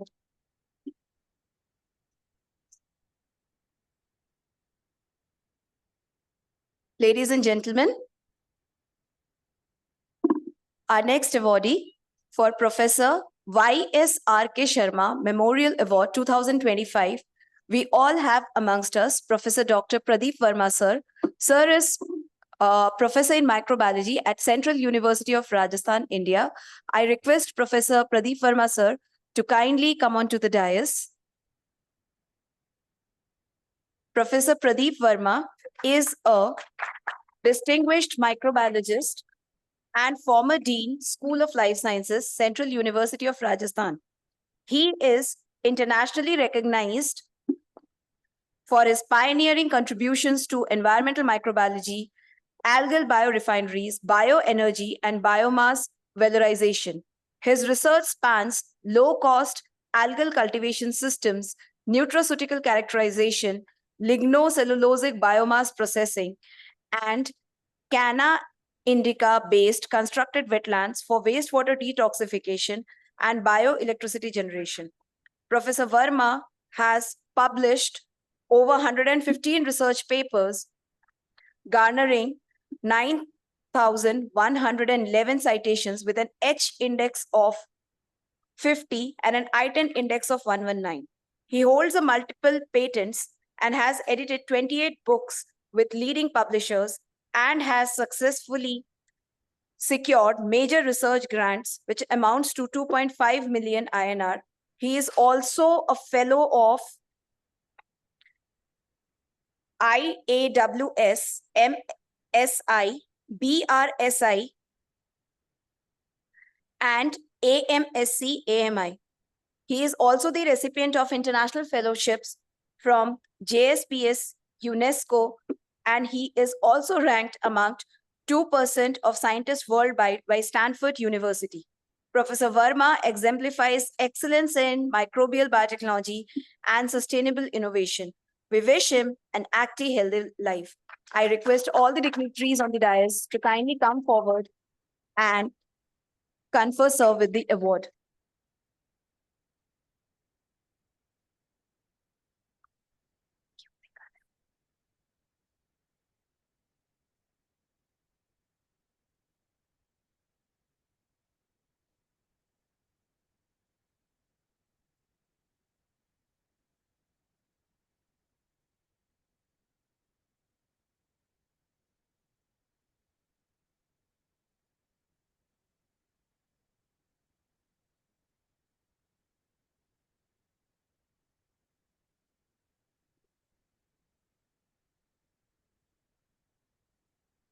I thank everyone.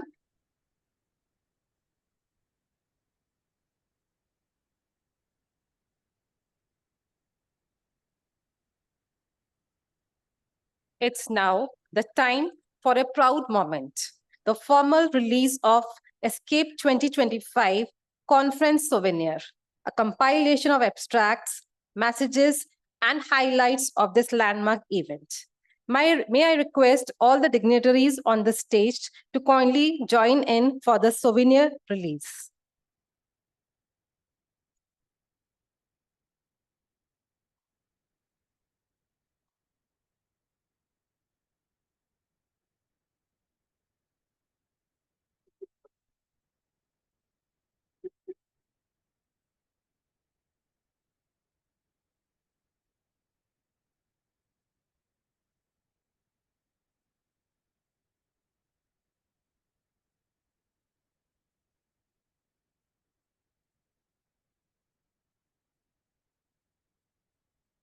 It's indeed a proud moment for all of us.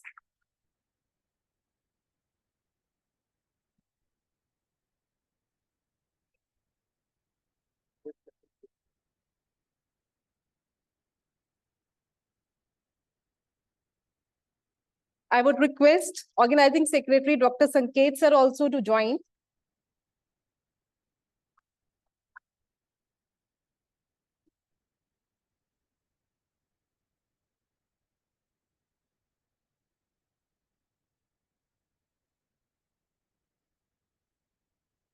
This moment marks a milestone in the continuing journey of knowledge and collaboration for this National Conference 2025.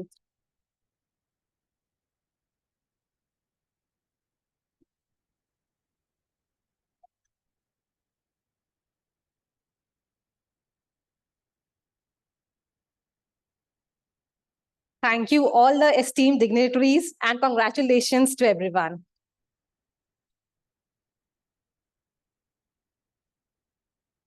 I'll just make an announcement. Your attention, please. Is it audible? Okay. With the release of the hard copy of the souvenir, now when you check your all participants, when you check your mail, soft copy has been delivered to your email simultaneously. Everything there. That is all.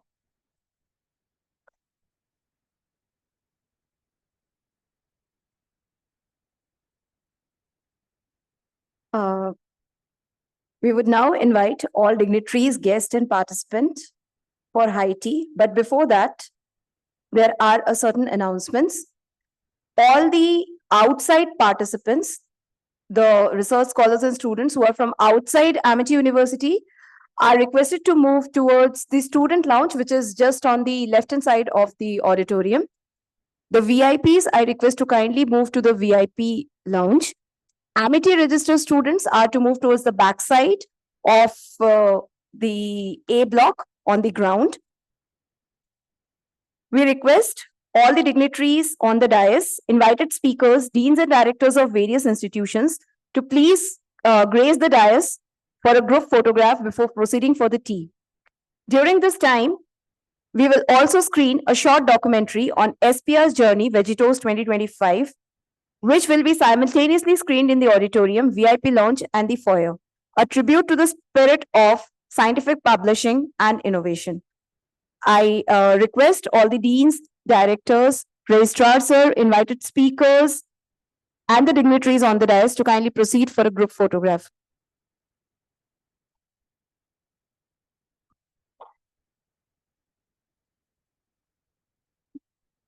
I request all the invited speakers to kindly join in.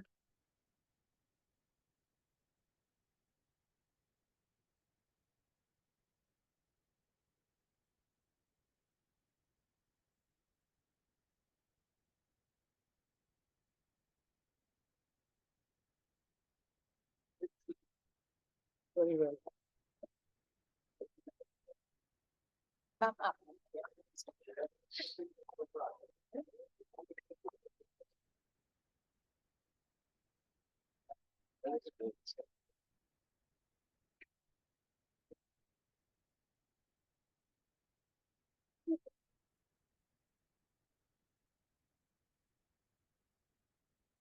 आइए ma'am आइए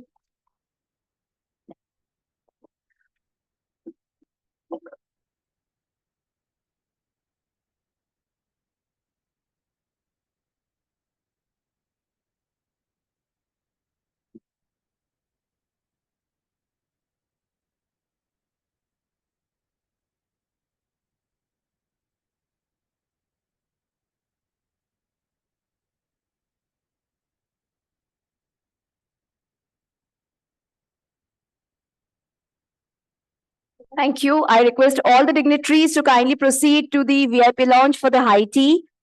We will meet back here again in 20 minutes. I request the participants from outside Amity to please go to the student lounge on the left-hand side of the auditorium, and I request. So 20 minutes.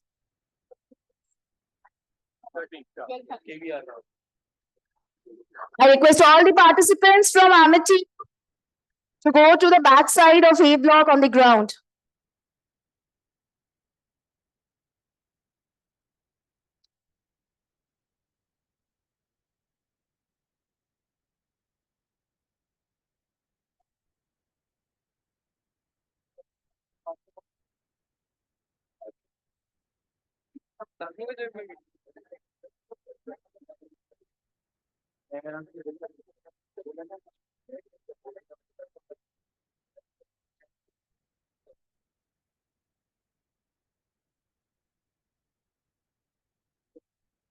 एक video के लिए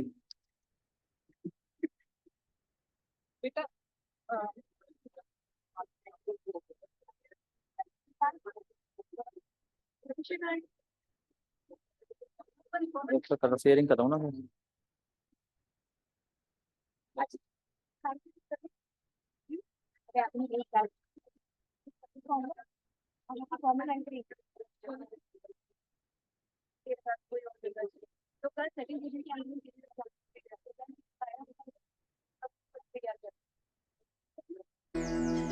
भूमिरापो नलो वायु खं मनो बुद्धिरेव च अहंकार इतीयं मे भिन्ना प्रकृतिरष्टधा।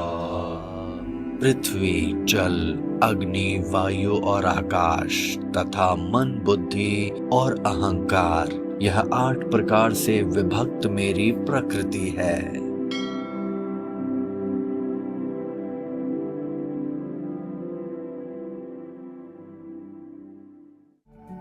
Welcome to a world of wonder and curiosity, where the rich history of botany and plant biotechnology unfolds. Discover tales of resilience, innovation, dedication, and passion in every leaf and flower. Join us as we explore the captivating wonders of the plant kingdom. Amidst the peaceful beauty of nature's bounty, a group of forward-thinking scholars, led by Professor Dr. S.K. Bhatnagar, embarked on a journey of enlightenment in the field of botany and plant biotechnology. In the auspicious year of 1988, the seeds of the Society for Plant Research were planted to germinate in the fertile academic soil of Bareilly College, which is known for its over 190 years of rich academic heritage. In fact, this college is one of the oldest college in this area. So we were going to celebrate 175 years of its existence. The principal of this college, he deputed me to start some activity in the Department of Botany. In continuation to that, we all sat together and we started thinking that let us start a society, and the Society for Plant Research was established.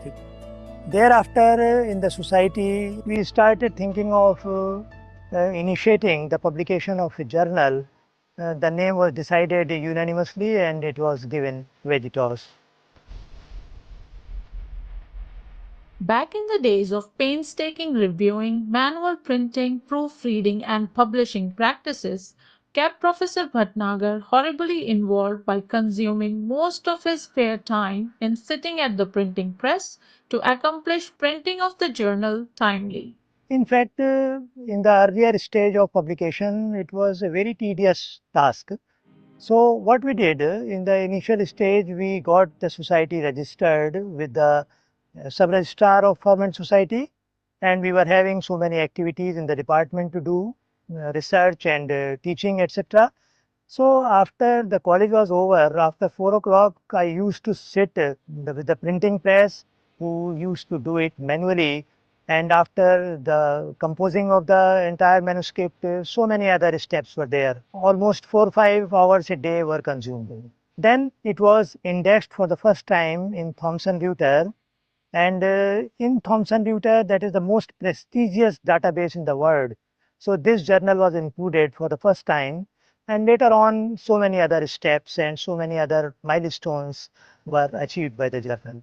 Professor S.K. Bhatnagar dreamed of spreading his botanical knowledge and founded the journal Vegetos with the unwavering support of selected departmental colleagues and his spouse, Mrs. Rita Bhatnagar.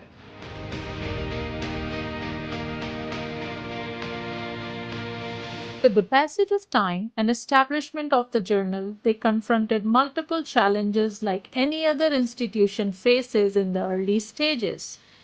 These ups and downs made him more confident day after day that their dedication would yield an impact.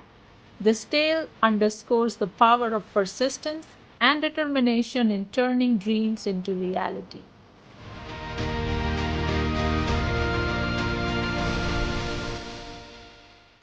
In fact, initially we were having a less number of editors, but when it became online and we started working with the pupil, then in the Executive Council it was decided that we should expand the editorial.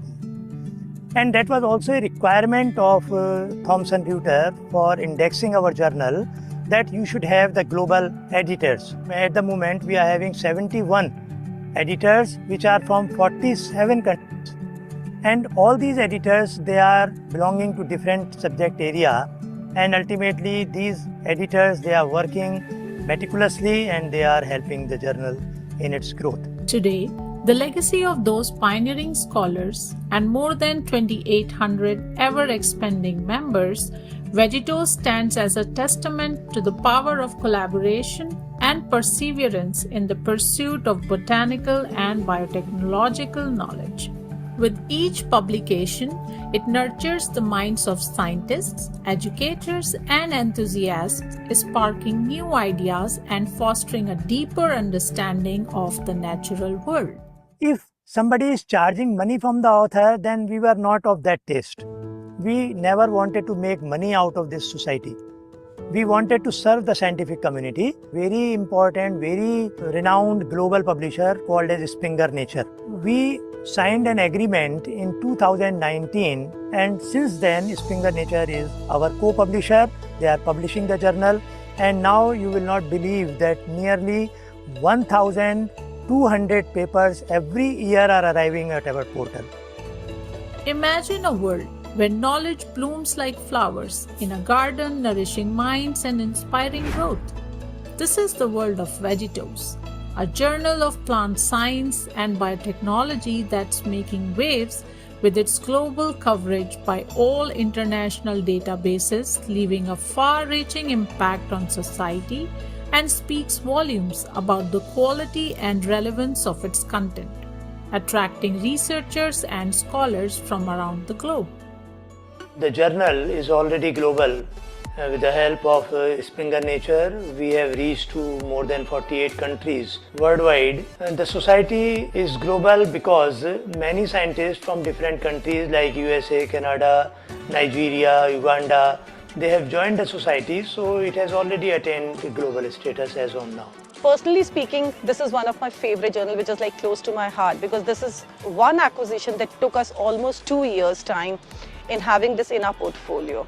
And as for the editor-in-chief of the journal, Dr. Bhatnagar, he is again one very meticulous editor-in-chief of my journal portfolio, bringing out special issues, building up topical collections. He is all open to, the suggestions and wishes to take the journal to a new height. And gradually with, publishing with us, starting this year, we made the journal to bi-monthly. And we've seen the journal over the years growing tremendously, be it in terms of submissions, acceptances coming to the journal, or the publications. And Vegetos operated presently from the administrative and editorial office at Greater Noida.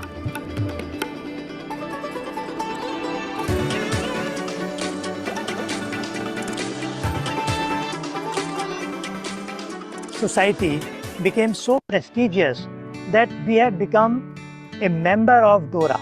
We are also the member of COPE, because in scientific world, that many people, they are of the habit of copy and paste. All such cases in which there is a complaint that plagiarism is there, or they have copied it from somewhere, or it is showing similarity index, then ultimately it comes to our committee and we decide that that should not be there. Global recognition to the dedicated scientist by conferring various distinguished awards motivate them and encourage them to contribute consistently to science and society. Unless we recognize the contribution of young scientists and respecting the elder scientists, we cannot expand. So this was the idea behind it, that on one side we should honor the senior scientists from different areas, and we should also encourage the young scientists. With the launch of Phytopia, our vibrant science magazine for youth, we are inspiring a new generation to explore the wonders of the natural world. Now in this magazine, we are inviting articles from students and our involving climatologists, environmentalists, and the naturalists, so that this magazine should be worthwhile for everyone. Currently, this magazine is being published online, and it is free for distribution through our website vegitosindia.org.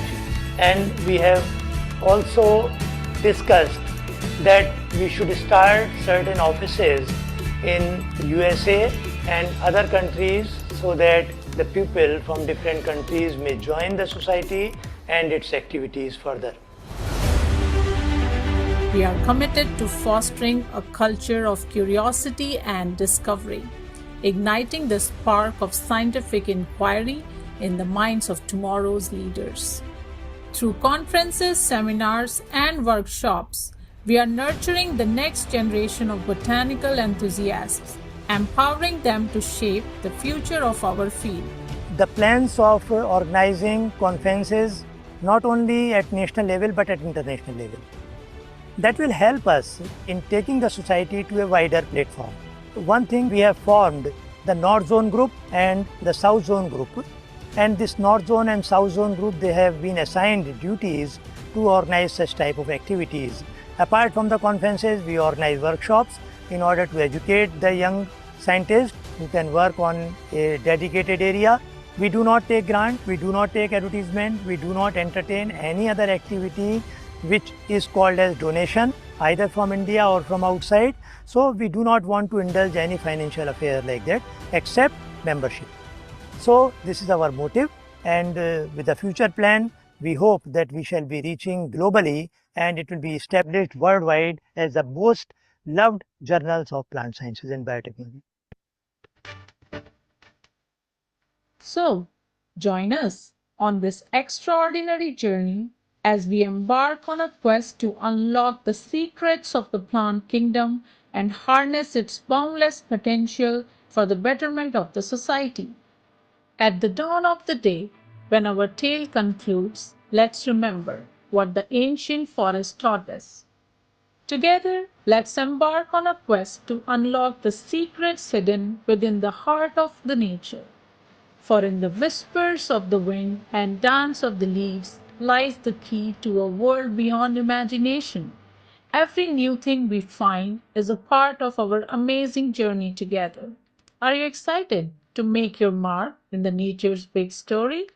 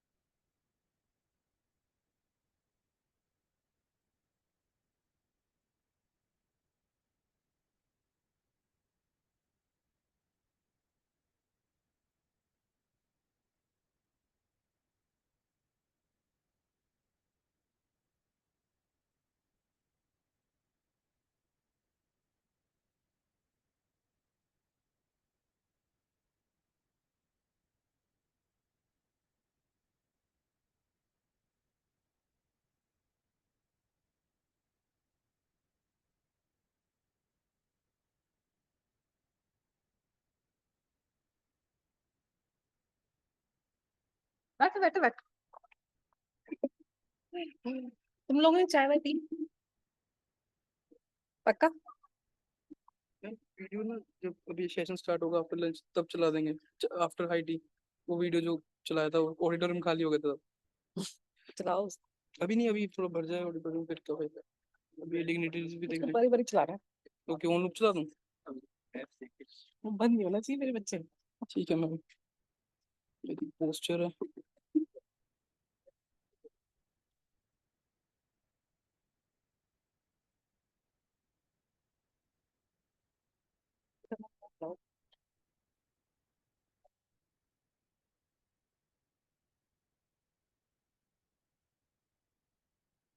कौन से वाली की? ये तो नहीं है। आरुषि, मनीषा का नाम है?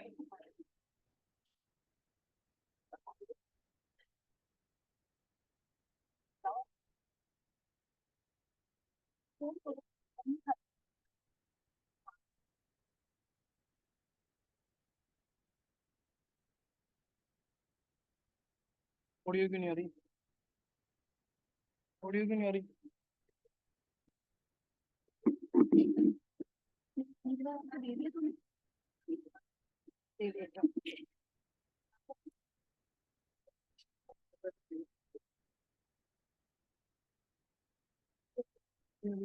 तब तो ऑर्डर खाली हो गया था तो मैं बोले ऑन लूप चला दिया वाली। अभी ऑडियो नहीं आ रही। तो बाहर एंटी कैसी है तो बाहर से होगा सिक्योरिटी गार्ड। अभी पता है मेरे को क्या हुआ? नवीन,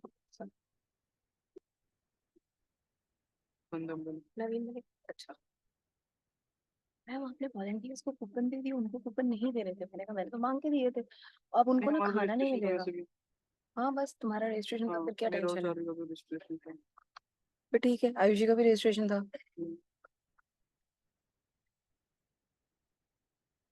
मैम उनको हम खाना नहीं खिला पाएंगे। मैंने कहा हाँ, ठीक है आप ना मैसेज डाल दो। मैंने कहा बिल्कुल नहीं। कैसे पे हैं? सही बात है। इतनी जिंदगी ना मैंने, हिमांशु सही बताऊं, मतलब I am not demeaning this institution, लेकिन मैंने इतनी जिंदगी ना सिर्फ एमिटी में ही देखी है। लास्ट से इवेंट करवाया था ना सनबर्न में, तो उन लोगों ने काफ पाते थे भाई मेरे से, तो मैंने उसमें स्पॉन्सर किया ही नहीं। उसका IEEE वो आगमन हुआ उसके साथ ही, उसकी प्राइज मनी लगी तो मेरे से, तो फिर कह रहे हैं हिमांशु लोग किया ही नहीं प्राइज मनी। सर ऑडियो नहीं आ रही। हाँ ये ऑन लूप करते रहेंगे। आप थोड़ी देर रुकना है।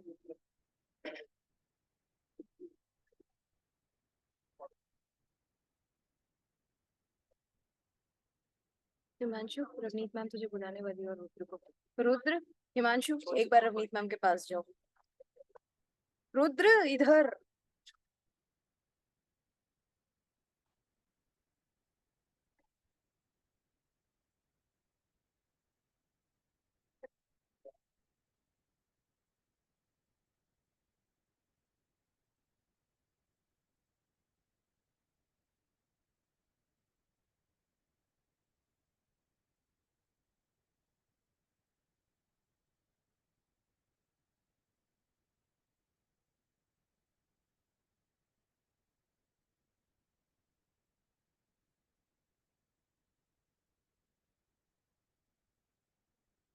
नवीन सर, मेरे जितने बच्चे हैं ना उसमें से सिर्फ 4 बच्चे ही हैं जो रजिस्टर्ड नहीं है, बाकी सारे रजिस्टर्ड हैं। वो सारे रजिस्टर्ड है। हाँ बस 4 रजिस्टर्ड नहीं है, बाकी सारे रजिस्टर्ड है ना? ओके।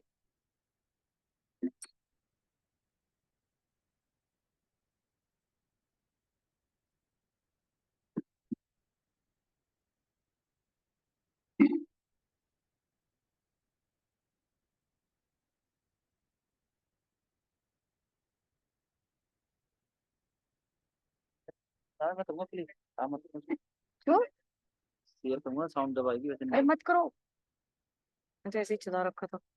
जब आप बताना तब बताऊंगा। अब नहीं करना। नहीं करना ना? नहीं अभी अपन करके रख दो ना, मतलब लोग आ रहे हैं तब तक करके रख दो। कर दो प्लीज। हाँ बस ठीक है। कर दो। तो साउंड शेयर करिए ना, वीडियो शेयर करनी। साउंड शेयर मत करो, ऐसे ही चला दो। आवाज कम आवाज में। ठीक है। चलने दो ना जब तक सेशन शुरू नहीं होता। कार्तिक है? ठीक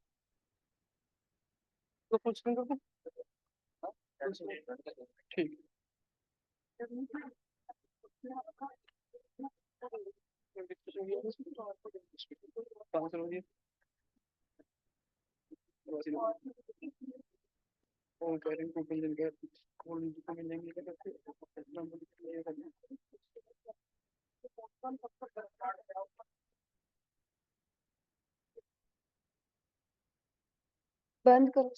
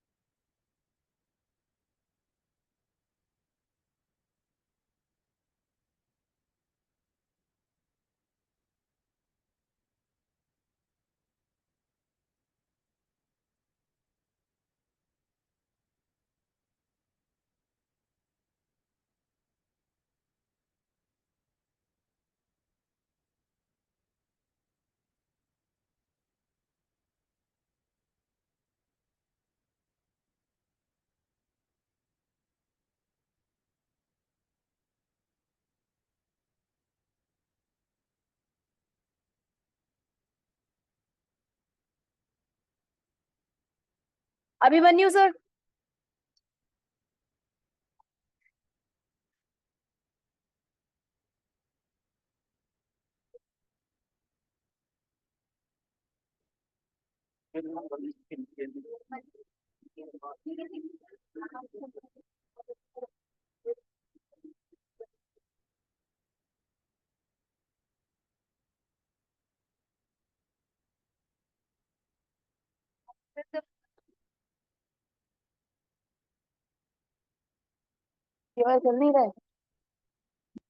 I request the participants and the students to quickly settle down.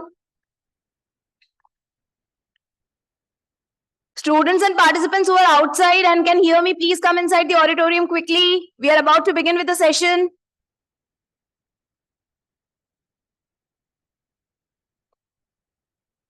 Himanshu बेटा पीछे देखियो अगर बच्चे हैं तो उनको अंदर बुझाओ.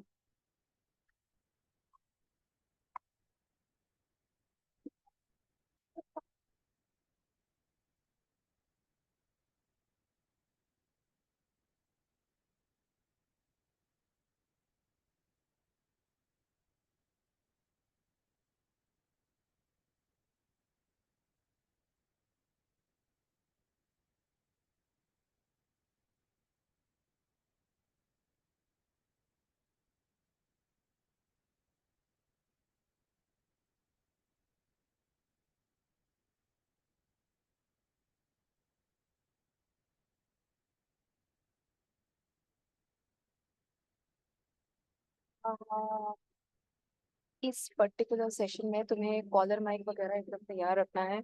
वहाँ माइक्स रखे हैं सबके टेबल पे, एक बार चेक करो. ये तो इसको रखो, रुद्र लो.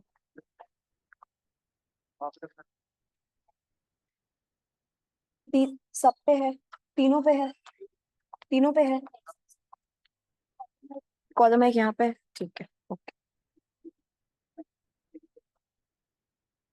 I request the participants to quickly settle down. Discipline committee, kindly take care of the arrangements.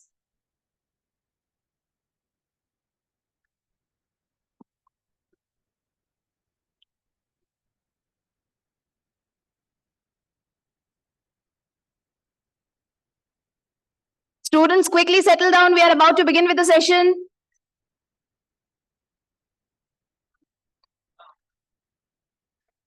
Those sitting at the back, kindly come to the front. I again welcome you all for a series of keynote lectures, which would be delivered by Professor Rakesh Bhatnagar sir, Dr. V.M. Katot sir, and Professor H.N. Verma sir.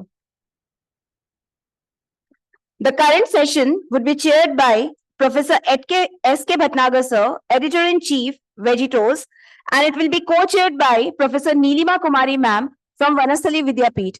I request all our keynote speakers and the session chair and co-chair to kindly take their seats on the dais, please.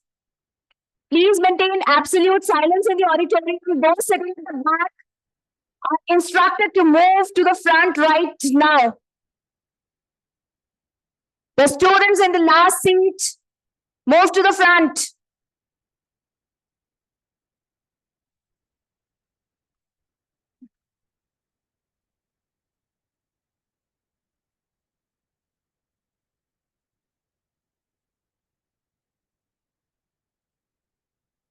I now hand over the session to Chairperson and Co-Chairperson, Professor S.K. Bhatnagar sir and Professor Nilima Kumari ma'am. Sir, ma'am, over to you.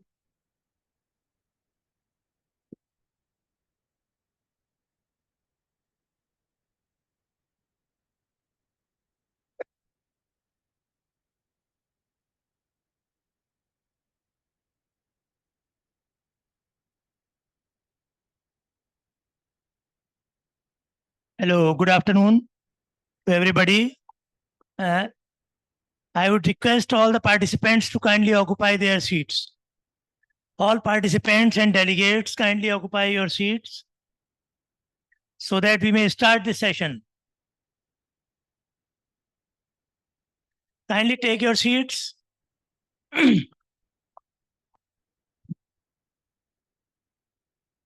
आवाज आ रही है? So this is the first technical session. I am accompanied with Professor Nilima Kumari from Vanasthali as co-chair.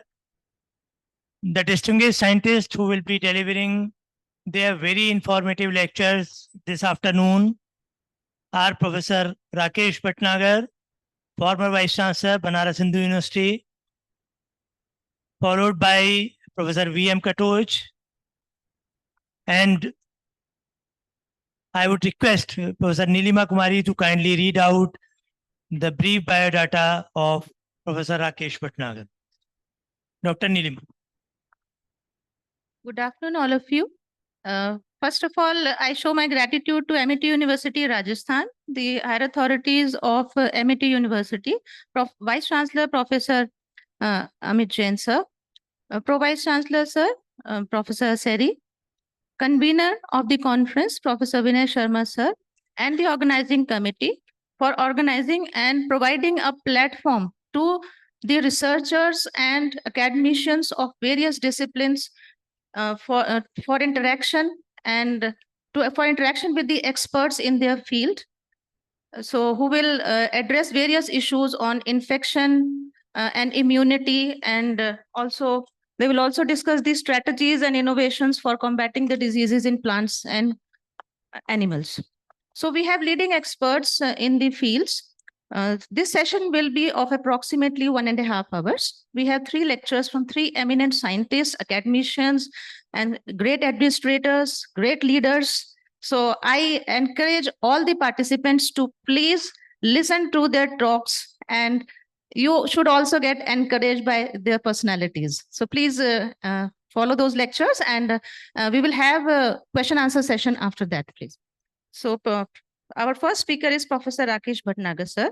He's a distinguished scientist, institution builder, academic leader of national as well as international repute. Currently, he is the DST National Science Chair at Jawaharlal Nehru University. Earlier, he has carried out research in Freiburg University, Germany. University of Caen, France, NIH and USA, MRID, USA. He has pioneered biotechnology education at JNU. He is globally recognized for developing a recombinant vaccine against anthrax, which is a very important issue. He has successfully transferred this technology to industry. He has also been Vice Chancellor of 3 universities, that is Banaras Hindu University, Kumaon University, and Amity University, Rajasthan, besides being JC Bose National Fellow and Fellow of all 3 premier scientific societies of academies of India, that is INSA, IS, and NASI. He has published over 200 research papers in journals of national and international repute with over 6,000 citations and H-index of about 50. He has guided more than 50 students, and the research which he has carried out ranks 7th globally. And this can be compared to the research which is being carried out in higher institutions like Harvard and National Institute of Health. He has also been recipient of various honors, including the President Award for Best Innovation and Indian Council of Medical Research Award for Outstanding Research in Immunology. He has also established BSL Third Laboratory at JNU, and he has also elevated JNU School of Biotechnology to one of the top ranked programs in biotechnology in India. So it's a great honor to chair this session, sir, and I also need to learn a lot from you. So please welcome, sir.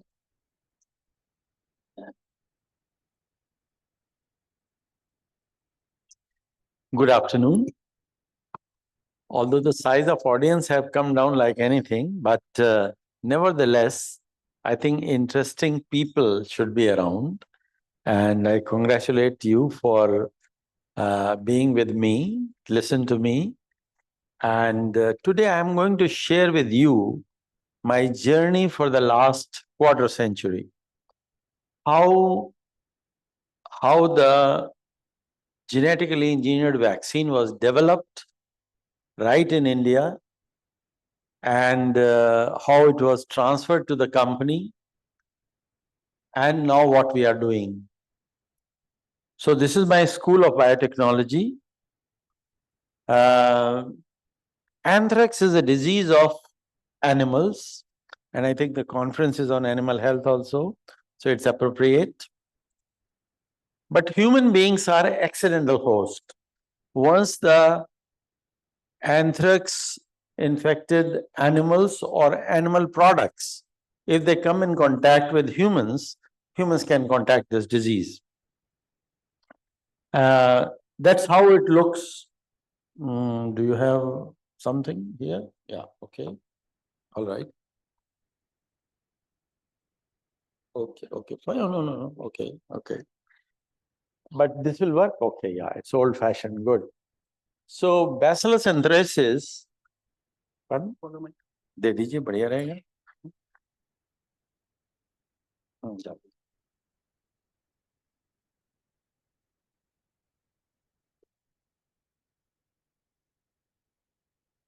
No. Thank you. So that's how it looks under microscope, Bacillus anthracis. It's a gram-positive bacteria. It grows in chains like this, looks under microscope like this. It has 2 plasmids. One is PXO1, another is PXO2. PXO1 encodes for a virulence island which has information about protective antigen gene, lethal factor gene, and edema factor. The second plasmid, PXO2, encodes for poly-D-glutamic acid capsule. Remember, it's not L-glutamic, it is a D-glutamic. Why bacteria has done such a clever trick? So that the bacteria, the human cells cannot break down this D-poly-glutamic acid capsule. So it can survive even in phagolysosomes, no problem.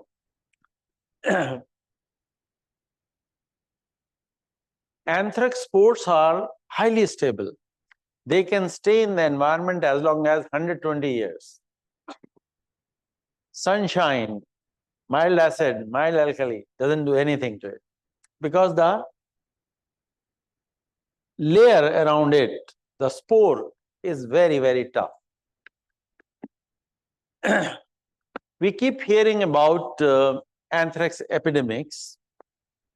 For example, in Odisha, in Jharkhand, West Bengal, Andhra Pradesh, you keep hearing. And when I started this work in India, it was way back in early 90s, there was an epidemic in West Bengal. And government didn't know what to do. So I went to DBT and asked them if there is a chance to apply for a grant on developing genetically engineered vaccine against anthrax. They said, quickly give us a grant. I said, what is so hurry? We have a parliament question. What is DBT doing for it? So we can give the answer. We are in a process of funding a project to develop a vaccine against anthrax. So that is how I was very fortunate to get this huge money at that time, around 50 lakhs, which is something like a 5 crore today at least. So I could set up all my lab and start, in a big way. All my students were very happy. Even today, you keep hearing such things. For example, Madras IIT a couple of years back. Anybody who has seen Madras IIT, it's 80% forest and rest is IIT. So they had an anthrax epidemic in their forest. Even not far away, Thailand. Thailand has had last year anthrax epidemic.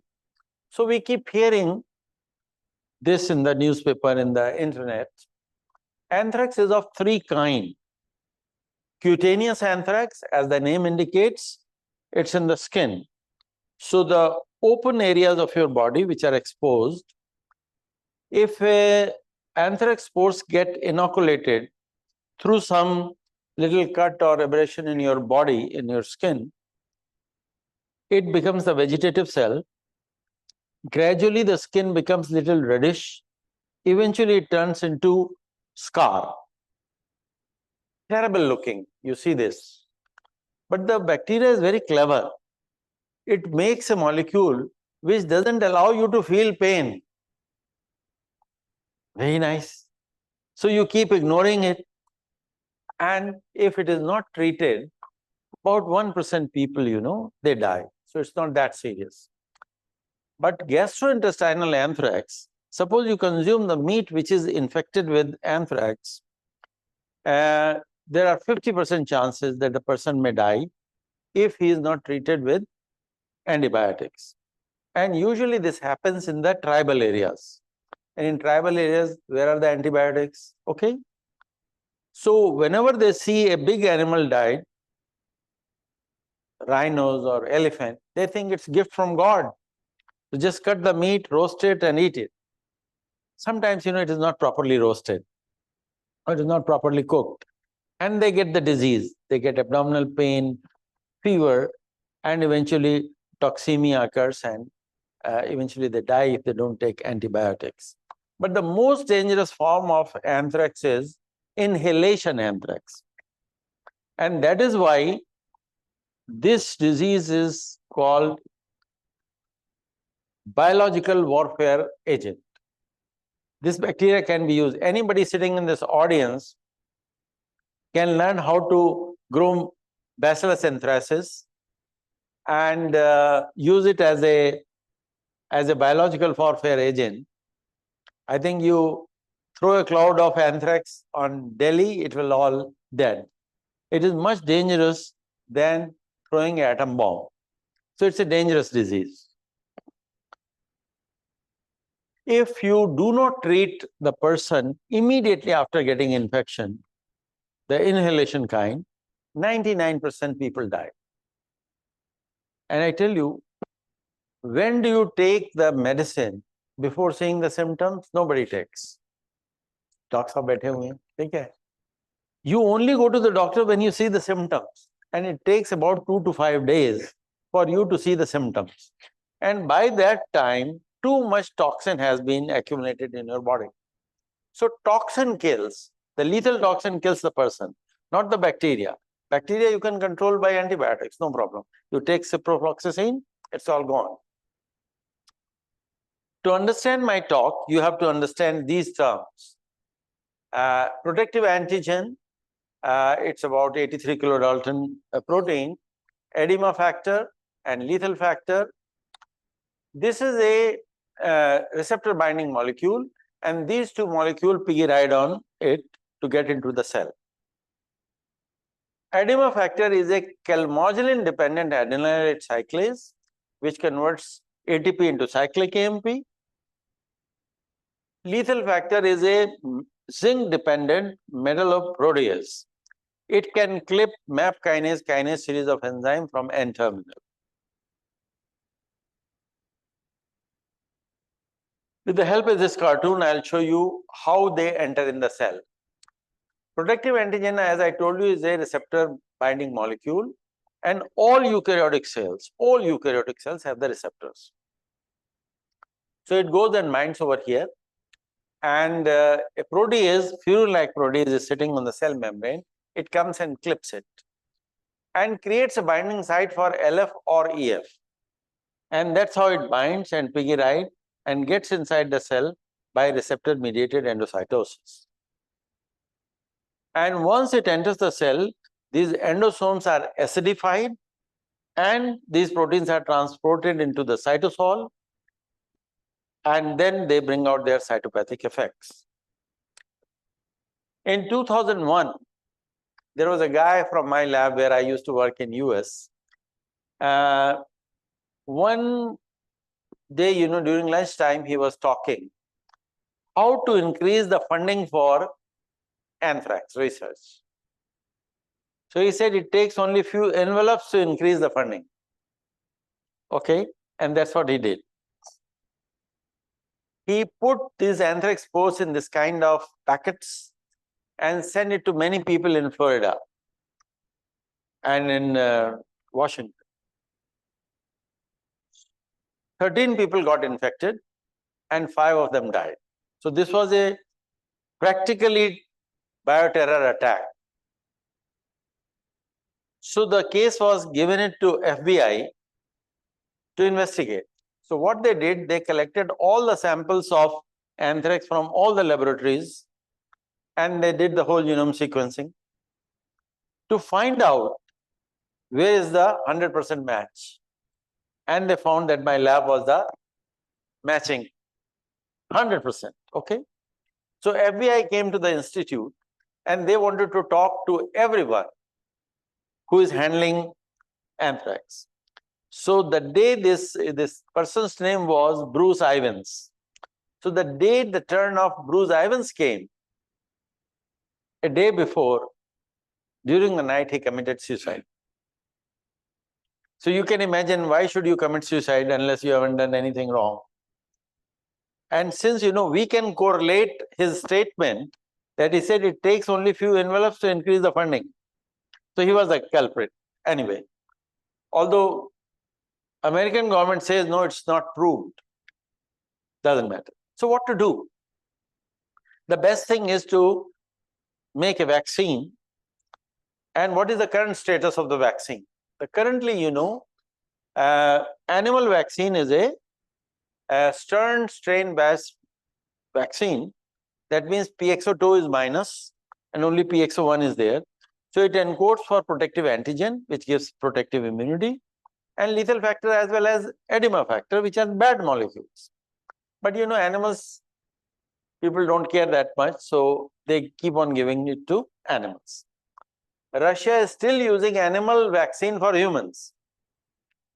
However, USA and UK, what they do is, they grow Bacillus anthracis in the big fermenters, they remove the cells, and they take the supernatant where PA, LF, EF, all 3 molecules are there, precipitate with alumina, and take it as a crude vaccine and give it to their soldiers. Soldiers can't say anything, just like animals. So they will not cry. They will accept by this is the order of the government, we have to take the shot. Because if we go to the field and suppose there is an anthrax attack, they will be protected. So that's why they still keep using. But it has a something like 10% of the residual toxicity because of LF and EF, and that has to be removed. So what we thought, the simplest thing is take out PXO1, PCR amplify the gene of protective antigen, put it in an expression vector, transform it in E. coli, and make tons of protective antigen. That's what we did. See, this is your PXO1, PCR amplified, this is your expression vector, you put it together, and then we purified from the cells by following successive chromatographic procedure, and we compared it with the native antigen. It's more or less the same. We wanted to check it biologically also, whether it is the same. So the first thing is, if you remember the cartoon which I showed you, that protective antigen has a receptor on all eukaryotic cells. So we wanted to see whether this protective antigen is able to bind to the cell surface receptor. So we radioiodinated it and then thrown it to the eukaryotic cells, and then try to remove the unbound protective antigen, which is radioactive. But the bound antigen was more or less the same in both the cases, whether it is native antigen or recombinant antigen. Okay. Then the next thing we wanted to see whether the protease sitting on the cell surface is able to clip into 63 and 20 kilodalton or not. And the answer was yes again. Then we wanted to see that this clipped protective antigen is able to bind to the lethal factor or not. So what we did, we clipped it to 63 and put LF, and this is a species PALF complex. So it is binding. Then we wanted to see whether it is really able to kill the eukaryotic cells or not. So we took a macrophage cell line and put recombinant PA plus LF or native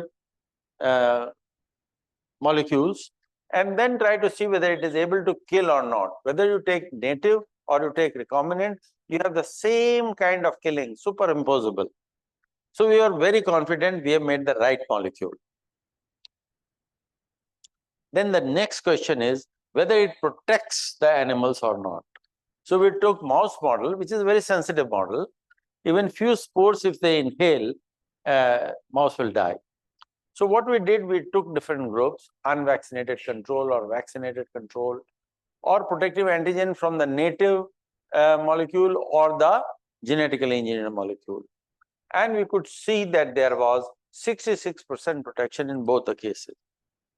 I think COVID vaccine has taught us any vaccine which gives you more than 50% protection, it's worth taking. And we are getting 66%. So we thought this molecule has to be taken further. So we went and tested it in guinea pigs, where it gave about 80% protection, followed by rabbits and monkeys, where it gave 100% protection.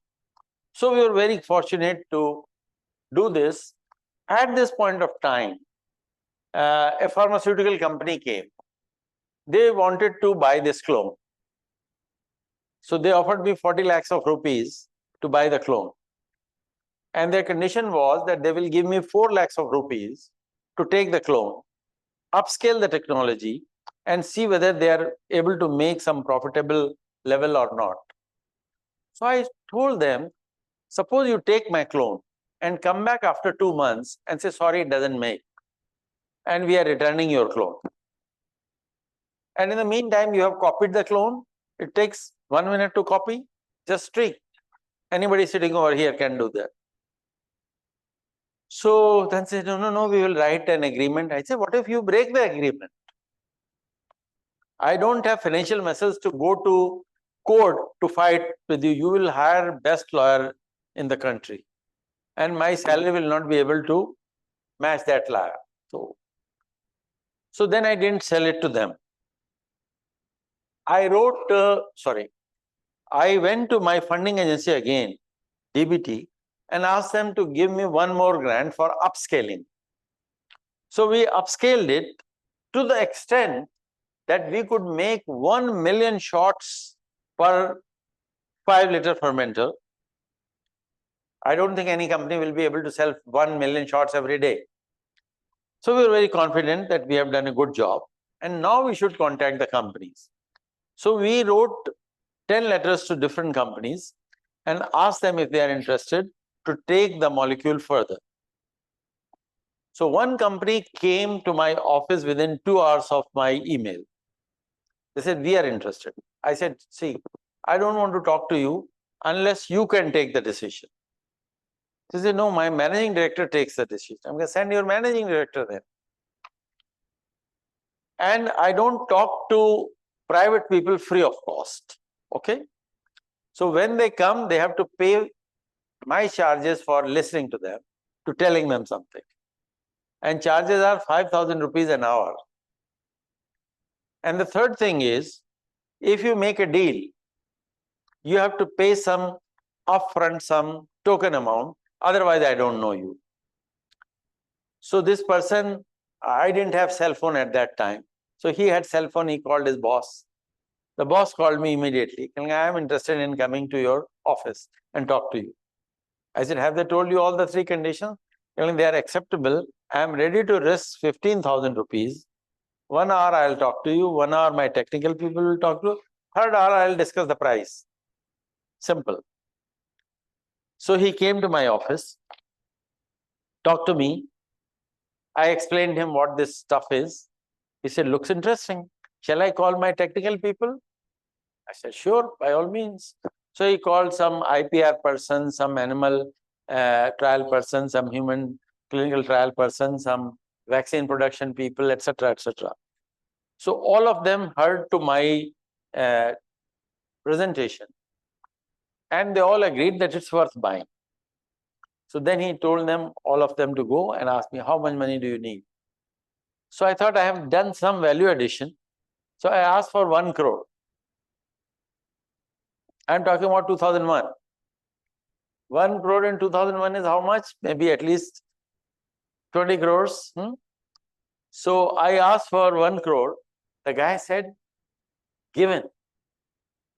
I thought maybe I asked too little. So what to do now? How to increase the price? So I told him, this price is for exploiting the Indian market only. But if you want to exploit the international market, the price is 2 crores. He said, I can give you 1.5 crore. I said, why not 2? Because I'm not sure whether I can exploit international market. So I said, if that is the case, let's make 2 contracts. 1 for Indian market, 1 for international market. If you don't want to exploit, I'll sell it to someone else. Maybe he will pay me much more. The guy said, no, I don't want my competitor. I'll give you 2 crores. And then he said, Doctor Sahab, aur kuch chahiye? I thought still there is some scope to get something. So I said, see, I am selling you the clone. I am not selling Rakesh Bhatnagar. I said, Doctor Sahab, aapke bina kaise hoga? So I said, if that is the case, if you want to consult me, you have to pay my consultancy. And my consultancy fee depends how long do you want to use me. He said, for 2 years.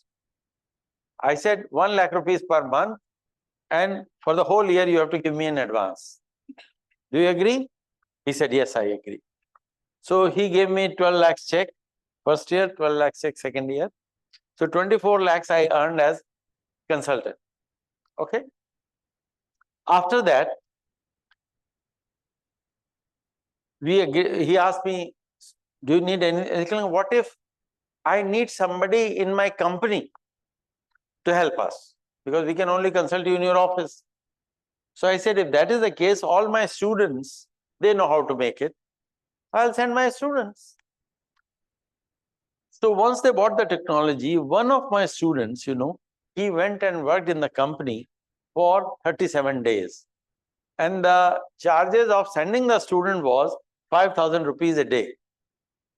When I can charge 5,000 rupees an hour, my student can charge at least 5,000 rupees a day. So the guy came back with 1,70,000 something rupees check, and he immediately bought a Maruti car during those days. So he became rich as a PhD student. Anyway, so then we signed an agreement, and Murli Manohar Joshi at that time was the science minister. So he called me and he said that I would like to give a press conference with you. I said, most welcome. Can you give me a one-pager write-up what this stuff is? And if there is a technical question, you will take it. I said, sure, no problem. So we gave a press conference which was heavily attended by Indian and foreign media. And based on that, I was called for another press conference in Washington, D.C. And I went with 4 of my students for a Washington trip. Okay. So we finally transferred the technology to this company. First, we trained them how to make the vaccine in my lab. Later on, my students went and made 5 batches in GMP facility so that they can go for toxicity testing, this testing, human clinical trial, etc. And human clinical trials were completed, and there were several national and international patents. Because of this, we got it. But you know, the good research never ends. Always, you know, you try to improve it. Protective antigen is a good antigen, but it becomes better if you add little LF or EF, which you cannot add because it's toxic. So what we decided, why not we mutate protective antigen as well as lethal factor as well as edema factor in such a way that their interaction is blocked, so that you can add, your immune response will see it, but it will not cause toxicity. So that's what we did. So we changed, you know, in protective antigen in domain 1, domain 2, and domain 3 interacting domains, we changed certain amino acids into alanine and that stopped the interaction. So these molecules can safely be added in the vaccine to make it non-toxic. Second thing we did, LF and EF, we compared the sequence by cloning the gene, sequencing it, and we found the region where it binds to the protective antigen. So if we change that sequence, it becomes non-toxic. Similar thing was found in edema factor to make it non-toxic. Then we moved our research to DNA vaccines.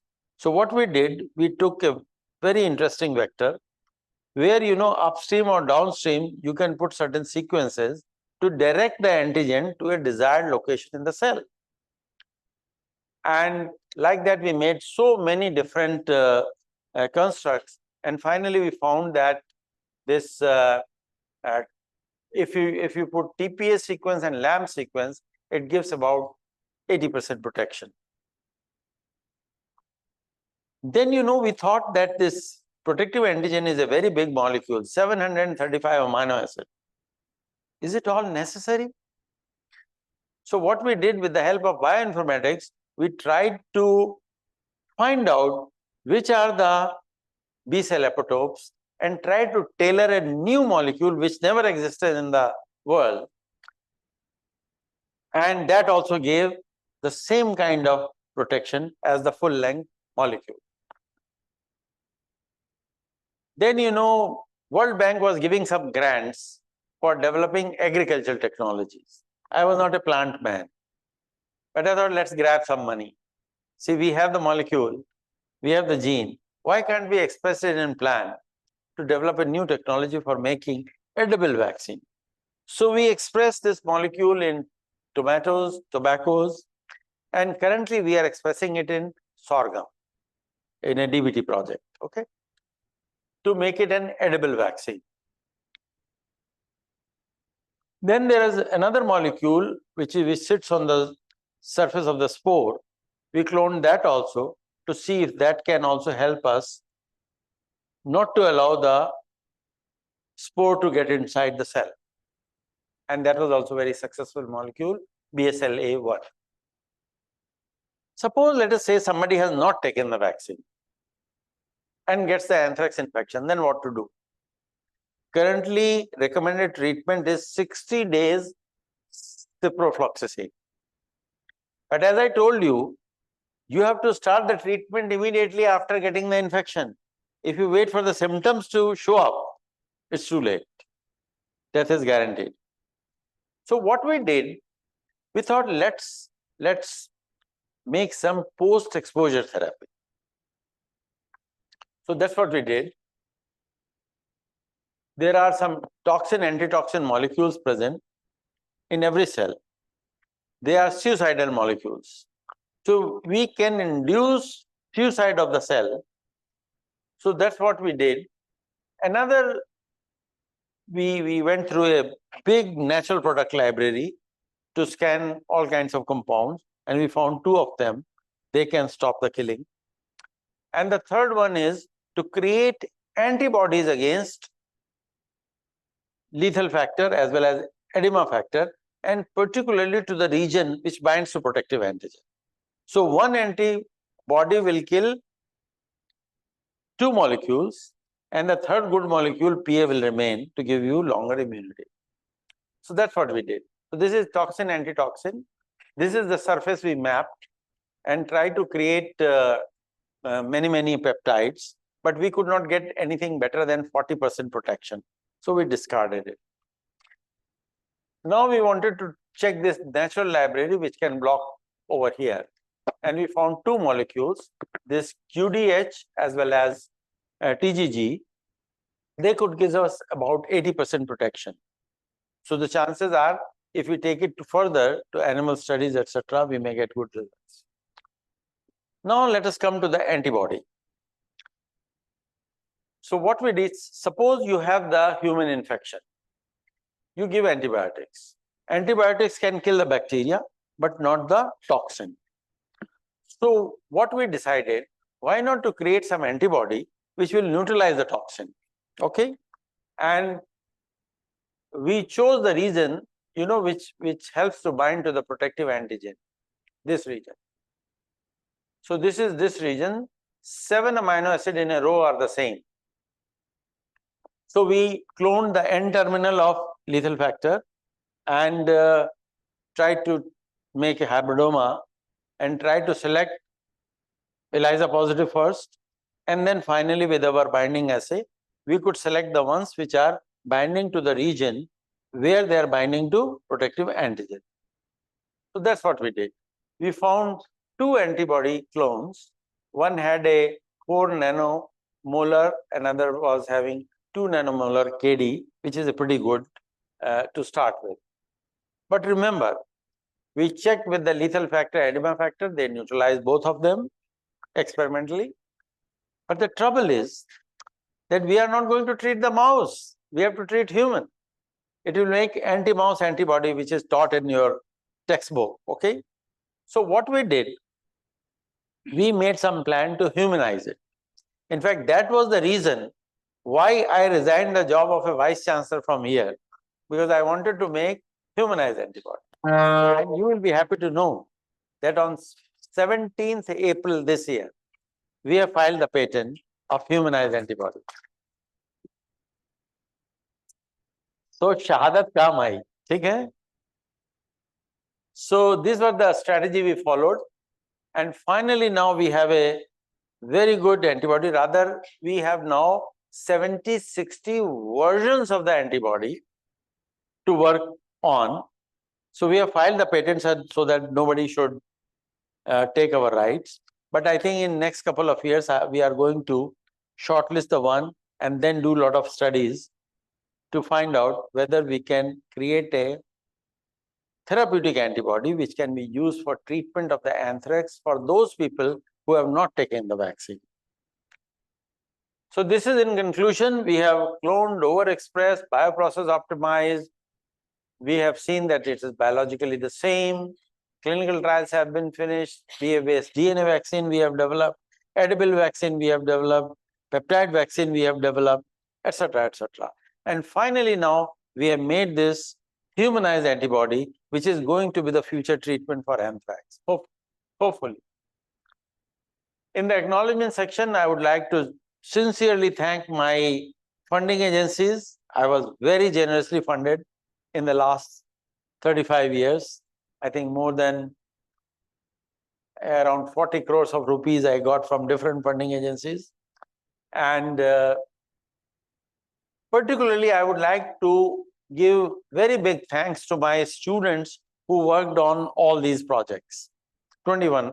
See, I would have shown you maybe 40 slides and 20 students have done this work. So that means 2 slides per student. But I tell you, these are the people who slogged. I always say, I talk. I come here and give a talk, and they slog day and night to produce all these wonderful results. And these are some of the recognitions I got from the country to do this work. President's Award, ICMR Award. And this is my laboratory, BSL-3. This is how it looks inside. This is where you work. And these are some of my students. I think she is sitting there. Thank you.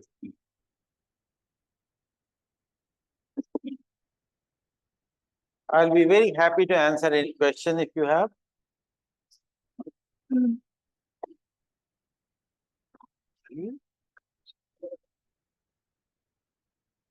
Thank you very much. Happy to answer any question if somebody has. I hope I haven't taken much more time than required. Yeah. Any question? Was it very boring? There is no question? Or everything was so easy to understand that you don't have a question? So there is one question by Professor Kothari. Please. ये question भी है, comment भी है आपके लिए। बताइए बताइए। कि आप बड़े साइंटिस्ट हैं बहुत, और you have done so much good work, but besides being a great scientist, you are also a great businessman. And that part is missing in most of the great scientists. So compliments to you, because Thank you. Because nothing of your intellectual property should go without proper cost. Yes. So you are right. compliments there. My question is, sir, you said that one receptor is there in all eukaryotes. All Why eukaryotes. should eukaryotes develop that receptor? Oh, this receptor takes another molecule. Okay. So this is not meant for protective antigen, but bacteria exploits that receptor to get entry into the cell. Okay. Thank you, sir. Yeah. I have a question, sir. I mean, making antibodies and molecular antibodies is not that tough, but That tough. I think why is there any reason why it took so much time? I mean, why it was No, not developed? making mouse molecular antibody is not a problem. I think you give it to any company for 5 lakhs rupees, they will do it in 2 months. No problem. But humanizing the antibody was a problem. Let me share with you.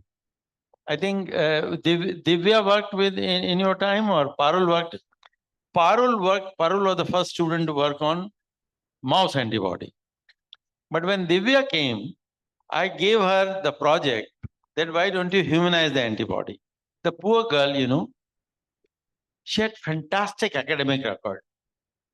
Topper of Venkateswara College Biochemistry. I think that's the best place to learn biochemistry. Topper of All India Institute of Medical Sciences, Biotechnology. And she was topper of the entrance exam of JNU and topper of the pre-PhD program also of JNU. So she was a bright girl. She spent 3 years and could not humanize. Then she came one day, she said, sir, I have to finish my PhD in 5 years. I said, yes. So then I gave her another project. She finished that. So the project, this got the backseat. But then what happened, during COVID time, we lost this antibody. Nobody maintained it properly and we lost. So as you rightly said, I wanted to contact a company which can make it again by giving some 5 lakhs of rupees. So I contacted a company in Nagpur. Okay. It's a company which has 2 parts. One is Ankur Seeds. Aapne naam suna hoga uska. This is her husband's company. And this wife's company is Antibody Engineering Company, GNG. So this girl, when I talked to her, she said, sir, give me a chance. Forget about mouse antibody. I will make humanized antibody for you if you give me a chance. So, and I know you. I said, how do you know me? She said, I tried to get admission in PhD program and you did not select me. So now I'm getting another chance to work with you and I will help you to make this. So I tell you that collaboration worked very well. And she has got very good facilities too. So we were collaborating for the last 3 years. And on a condition that suppose we transfer it to a company, whatever money we get, 50% she will get. I agreed, no problem. Without her, I could not have made. Without me, she could not have made. So let's have 50-50, no problem. So that is why it took time. Okay. But now we are very happy that we have the humanized therapeutic antibody which can neutralize both these molecules. But animal experiments, etc., biological experiments have yet to be done. Thank you. Any other question?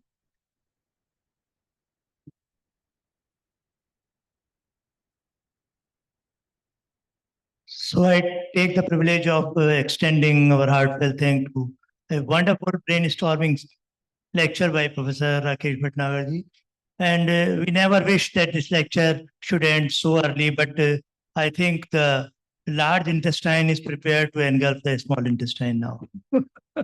Thank you. And before the lunch maker moves away from the university campus, we should be quick in finalizing the second very important lecture by Professor Katoj. So thank you very much for a wonderful Thank you. lecture. Thank you. With great respect, I invite Professor V.M. Katoj. Just a brief introduction. Of course, I need much time to give an elaborated introduction of Professor Katoj. Professor V.M. Katoj had been the former Director General of ICMR. He is a distinguished medical scientist and academic leader, currently serving as editor, Indian Journal of Leprosy, and President, Tuberculosis Association of India. An alumnus of All India Institute of Medical Sciences, New Delhi, he has made a pioneering contribution to tuberculosis and leprosy research, developing modern diagnostic methods, including DNA fingerprinting and rapid detection technologies. He served as Director General ICMR and Founder Secretary, Department of Health Research from 2008 to 2015. And with a lot of very high academic profile, I very respectfully invite Professor V.M. Katoj to give his deliberation. Professor Katoj, and as just mentioned, I would request to conclude the session a little earlier. I got the signal, sir. Thank you. Thank you very much. Thank you, chairpersons and the colleagues on the dais, including, I think, Professor Verma. I can never call a colleague, he is a senior. And all the people who are listening, and I think it's okay, sir. The 80% of the who were there in the inaugural session, they are still there, which is itself a big number.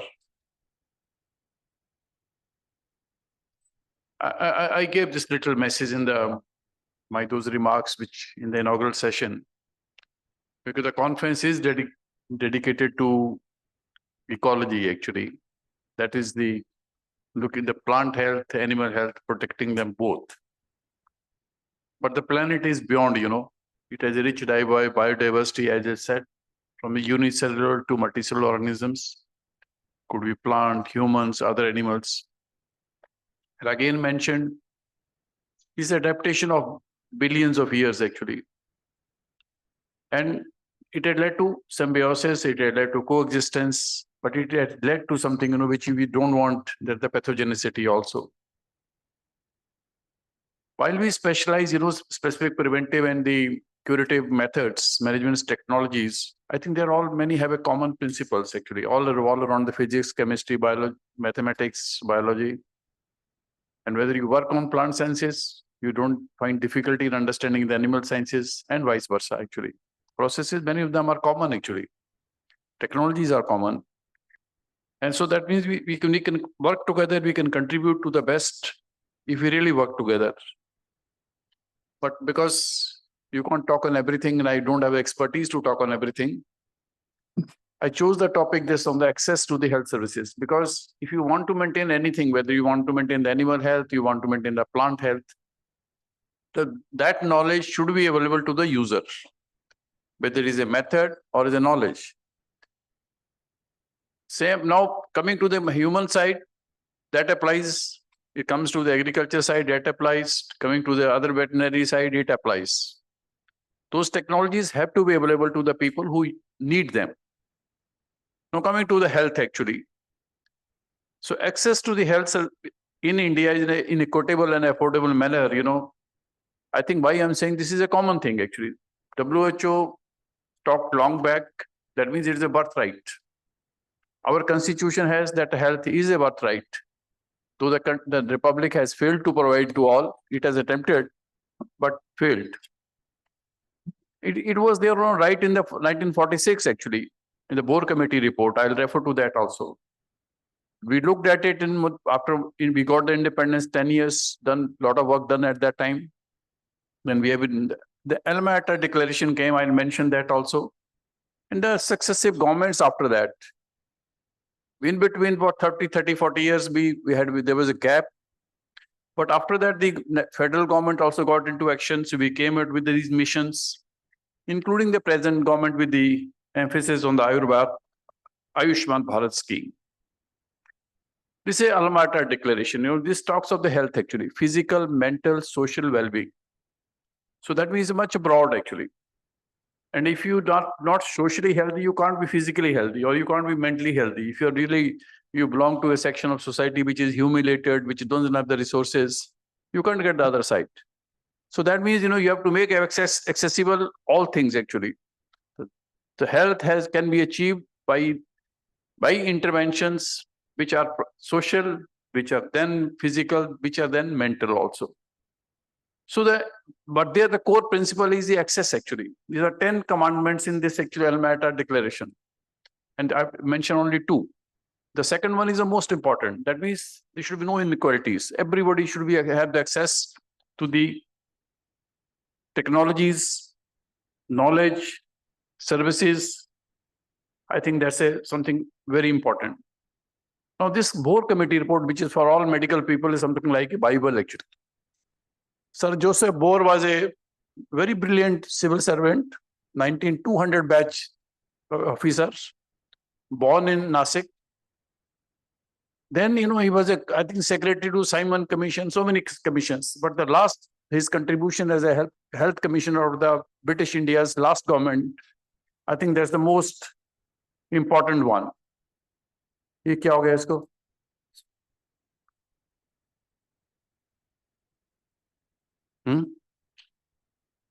Okay. He had looked at this actually committee again looked at the disparities actually. Even at that time, they were really quite big actually. But he said, you know, that his basic thing was nobody should be denied access to the health services for inability to pay. He was a bureaucrat, but a very, very strong socialistic leanings. So his belief was that everybody has a right to the services. And that should not be linked to neither the money to pay, capacity to pay, or where you are located also. When you look at, you know, this 78 years after the independence, we have made tremendous progress. We are the world-class institutions. We have some institutions among the best in the world, actually, both in the government and private sector. Impact is also seen. Our health indices all have improved, drastically improved, actually. But the success is patchy, actually. We must remember, start by I think the inaugural address of a Professor, I think what I wanted to refer was,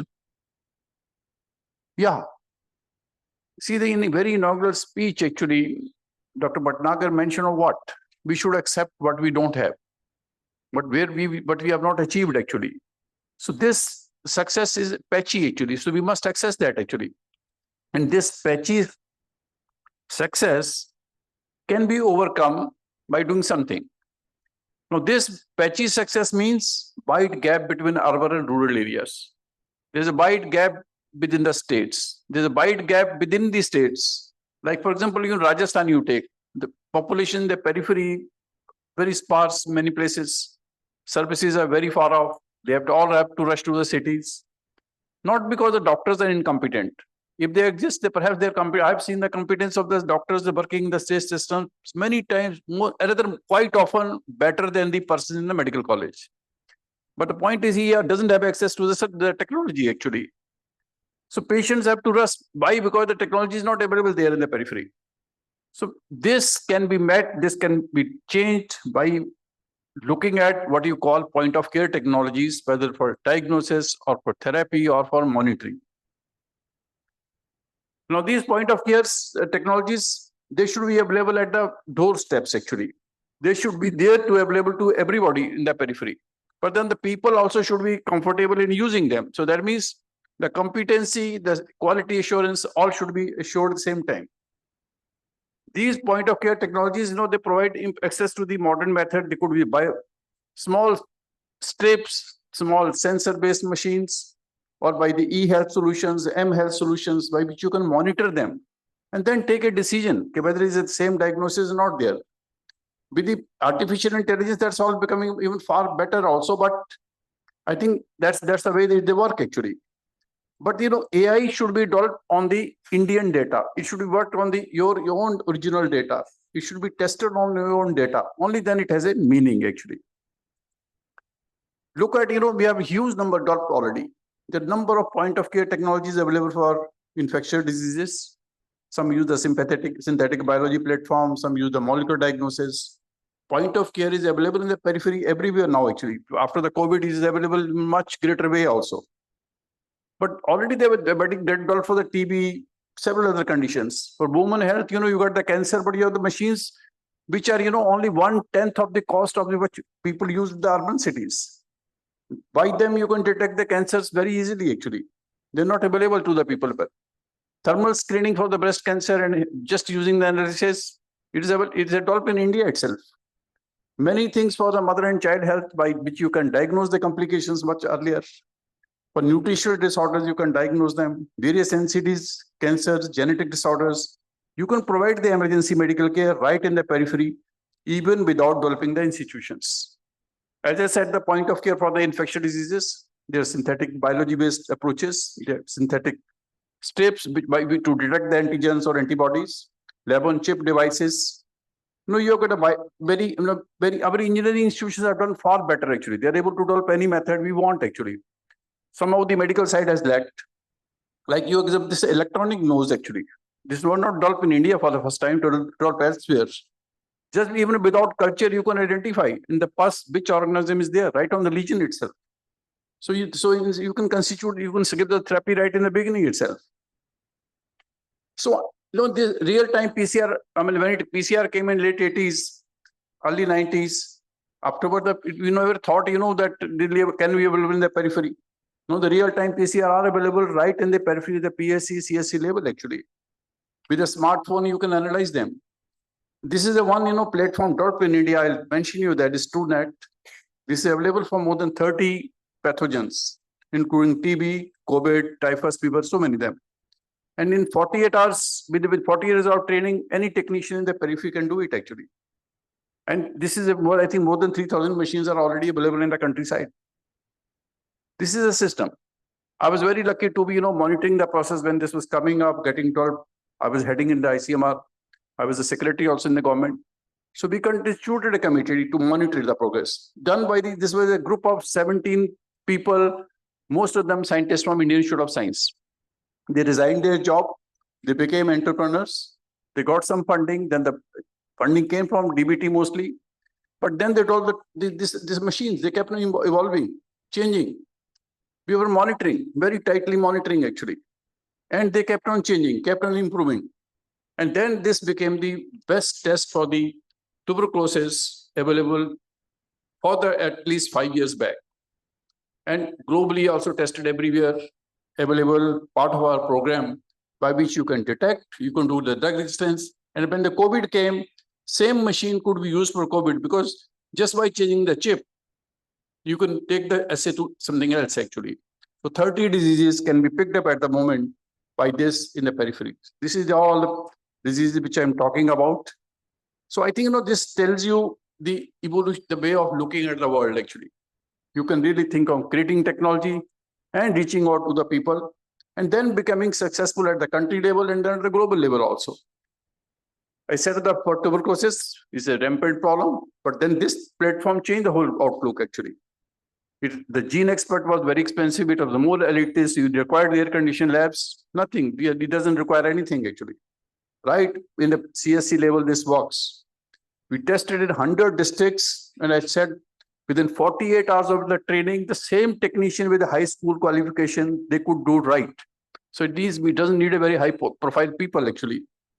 And now we have another test also, the real time, again, one more system created from Gujarat also. This is also now approved. So now India has 2 best possible tests available for tuberculosis, and they're successful. Same platform is available for the scrub typhus also. But scrub typhus, you have the LAMP also, you have the immunological dot plots, so many other methods also available. But again, scrub typhus was killing, and you're confusing it with the encephalitis in the Gorakhpur, several places.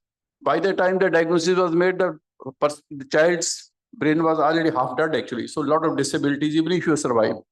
But now with such a test, you can suspect, you test it right in the periphery, you save, avoid the complications. For plague, again the same problem issue that you can again pick up in the periphery. Plague will always be there in the environment, always it will be there. It has been there for centuries, it will be there actually. But when a new case occurs, the confusion starts. And this many people, you go into the net, you would have seen that 10 years back, 15 years back, those conditions happening in Gujarat, other places, you're all getting confused. But then, ultimately you have the test for that also. For the leptospirosis, people used to think this is an Andaman only. But right from the Himachal Pradesh north to Uttarakhand, everywhere it is there actually. And again, when your liver is gone, kidney is gone, then you really know what you can do at that stage. But you could have treated it with the 3 days of antibiotic so easily. So I think with this, again, the technology has made a difference. You have the lateral flow assays for that. You have the LAMP assays. You have the DNA biosensor-based approach. You again have a TrueNet also for that. So what I'm telling you, there's a wide scope for innovating for any disease you want to do. This is some examples I've shown you about the infectious side.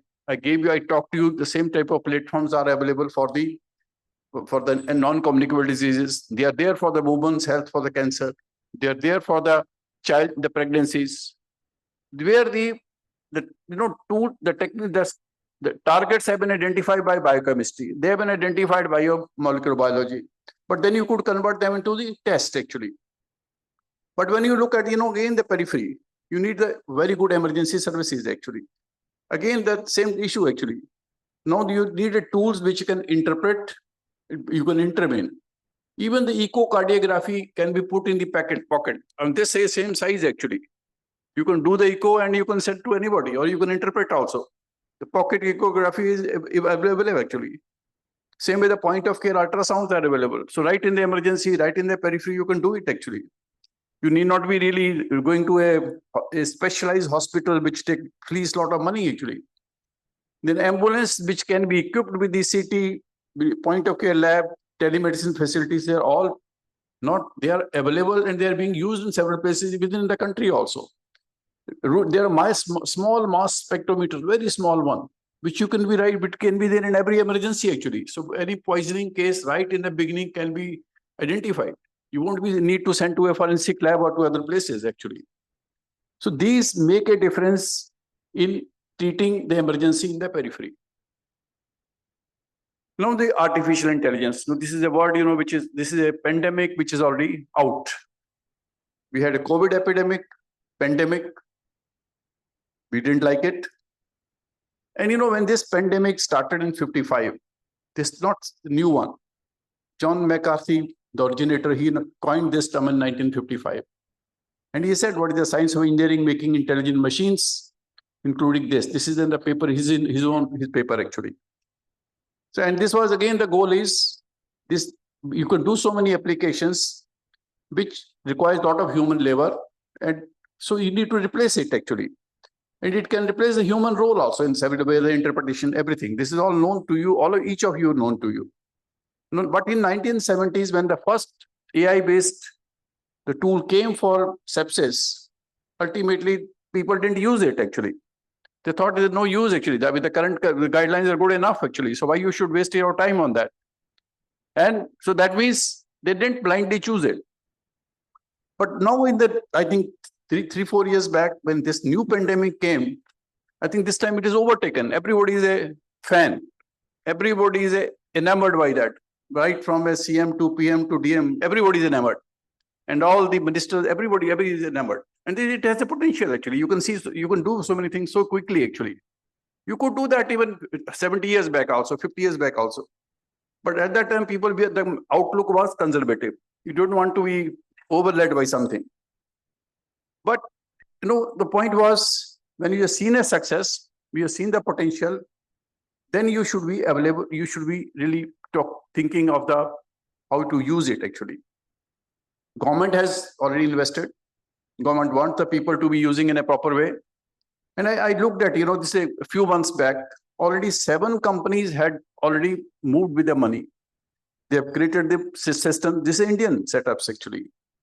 Mostly based in Bangalore and Hyderabad for the disease diagnosis, for the actually monitoring the disease, even dealing with the cardiological situations, cancer diagnosis, cancer management, classifications.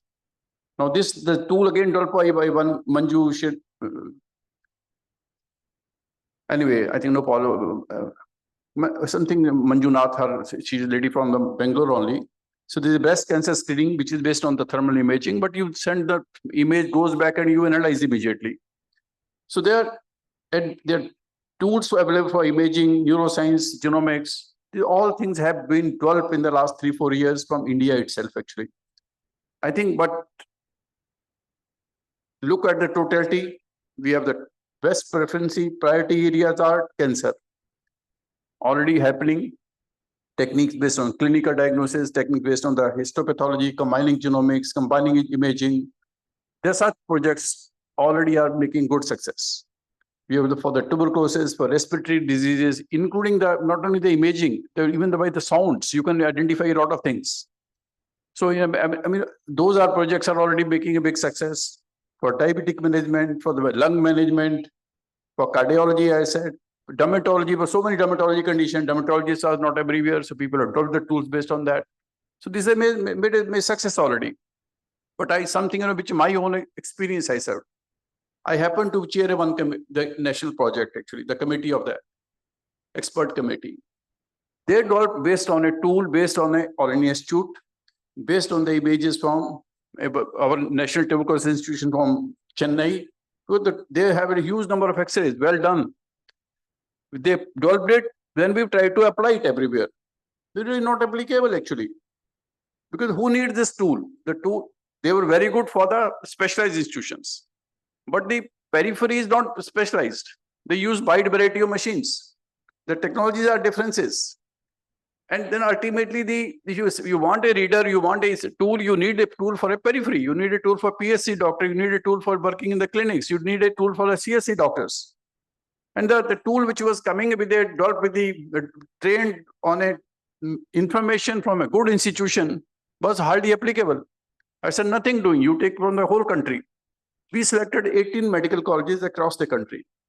We pulled the images from them. And then you develop the tool. And then that tool was, then tested in the second phase, prospectively from the clinics. We are blindly tested the suspected cases, clinically diagnosed, suspected cases, the imaging done, suspected cases, the imaging read by the tool. And all three are kept separate and then analyzed together.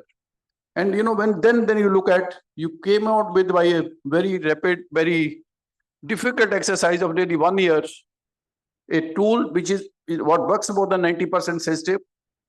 It is about more than 80% specific. So this can be a tool for screening in the periphery. It won't misguide because you don't want to land up with the wrong diagnosis based on the tool only. This will only lead to a suspicion, but suspicion of a high order. That means a very small number of them need to be tested for a medical test by the next phase actually to confirm the diagnosis. See, this is the kind of approach when you will develop tools in India, use tools in India, I think they should be based on our Indian data, whatever problem you take up. And then you try them and then apply them prospectively, you evaluate them in a blind manner, again in the setups, which are real setups. So I think this is not a commercial study of just picking up something and recommending straight away. There are priority areas. I said about that infections. Certainly, we have a huge network of these virology diagnostic research labs, which again, during my period when I was in Delhi, they came up with. But my successors have taken to a greater heights. They're available everywhere. So, I think India has the largest network, more than 170 medical college label virology laboratories. Earlier, it used to be less than a dozen, actually. They're expanding. And large number of people are using them. The data is going through the National Institute of Epidemiology to the central pool. So they are able to detect also something new happening somewhere.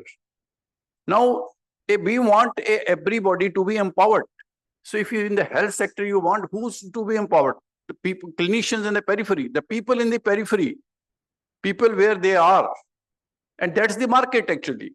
And that's the need, both way, whether you talk of money or you talk of the application, both are same. I think that's what you really need to look at. So infections will remain a problem, but the laboratories are there. And these are not the few elite laboratories in the good institutions. These are the laboratories available across everywhere. Then you for the GI diseases, again you need the tools, like endoscopy, many people are doing everywhere. But that image to be read by somebody. I think those, you need the tool for that. Ophthalmology, you need the tool based on that. Hearing disorder, also the same issue. Speech disorder, same issue. Women's health also particularly requires the maximum one. Even today, after, again, I said the 70 years after the Republic is born, Kerala achieved something 30 years back, but the Europe has also did. So Kerala became a Europe 30 years back by a very good, same medical college, same book, same teaching, but they had a very good social structure. So they did it. So that means they had a network, well-developed network. But the other states have come one after other. Now about 15 states have reached the same level, but the many others are not. Rajasthan has done very well, but still mortality is quite high. Even if you survive, woman will have some complications. The child, if he survives, he or she survives, will have developmental disorders.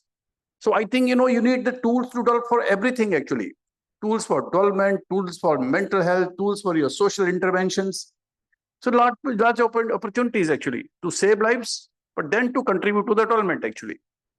Digital pathology I've had the ad, which is important now for the cancer also. The treatments are becoming available everywhere. But again, you need a specific treatments. And the tools are available, but they are in the access is only to less than maybe 5%. Maybe I think the maximum number. 95% people don't have access. They just treat by empirically, actually, the little few tests, actually.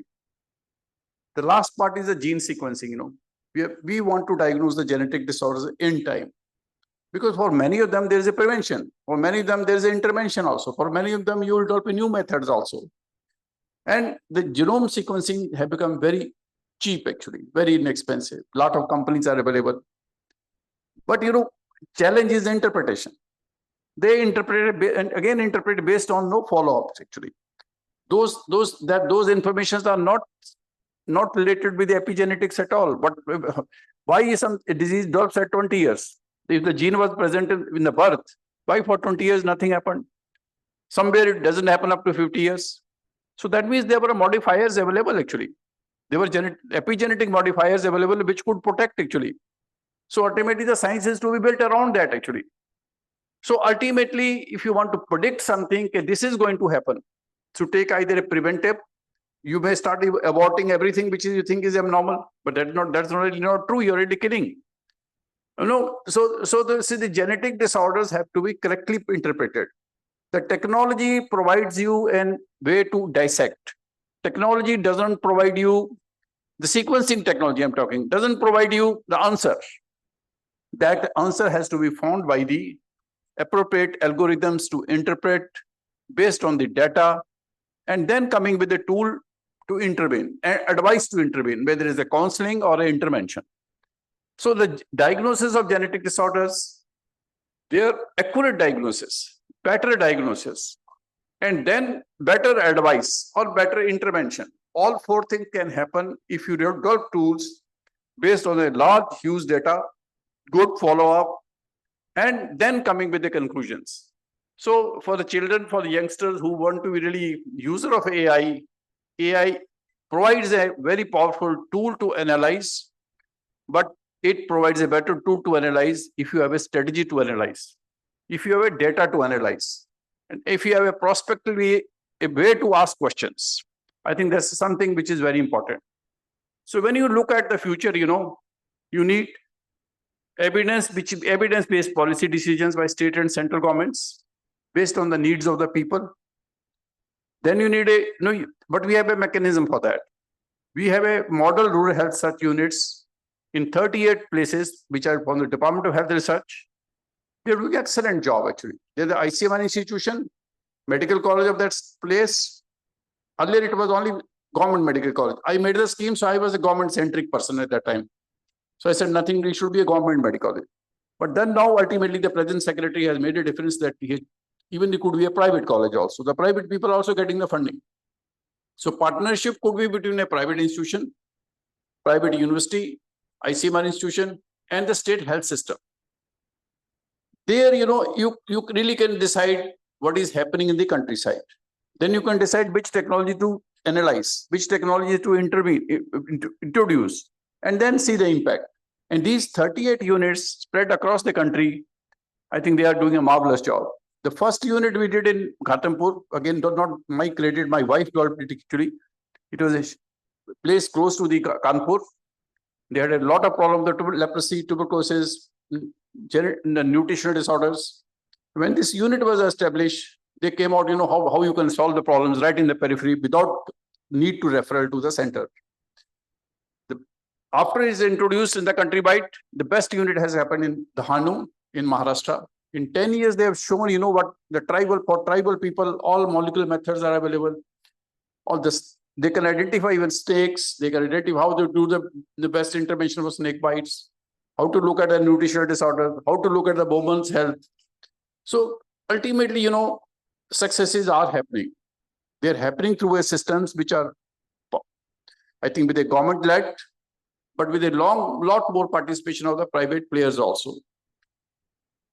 Finally, the appropriate health technology assessment tools is very important. You should introduce something which is a cost-effective, and country has got the assistance for that also. So you're able now to take not arbitrary decisions. You take decisions based on what is the cost-effective for doing a particular intervention in a particular area, where to invest in which technology. I think that time has changed. Medical colleges need to take a leadership role because they will be the places who have the capacity to and do the quality assurance. But the universities like this also can do it. Your university is also partnering in some studies with the ICMR and other places.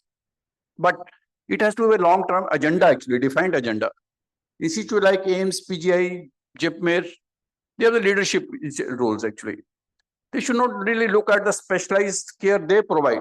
So they look at the best possible available to the people. That's great, actually. They should do it, actually. They should continue to be good and great there. But they should, again, do the hand-holding for the periphery also, same time. Because they can really tell this far, this technology works at this area, actually. Funding agencies are providing a lot of funds now. I'm telling you, it's very different in India today. Even the time I departed in 2015, money has gone tenfold even for ICMR also. And the COVID was the watershed, I tell you. Till COVID, India didn't have faith for Indians. India didn't have faith for the Indian institution. Most of the time, we were doing a drama. There were some crusaders like Professor Bhatnagar who could develop the methods. For every disease, they were crusaders. But the takers were not there, actually. Who's a taker? The government is a taker. Who's a taker? The system is a taker. Most of the time, the people who took a decision in the end, they went for something foreign. They went for something which was easy to do. And I think that's our story, actually. But the COVID changed the outlook totally. COVID really showed that India should have a faith in India only, for the India only. And I think the Donald Trump had done the best part.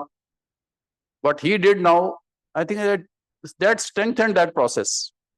So in a way, we should be thankful to him for, giving this final blow, but not perhaps our government would like the way he has given, but that, they'll have a more faith in ourselves, do our property and do the best. Engineering institutions had done very well, I tell you. IITs, other national engineers, they continue to innovate, but somehow interface was lacking from the other side.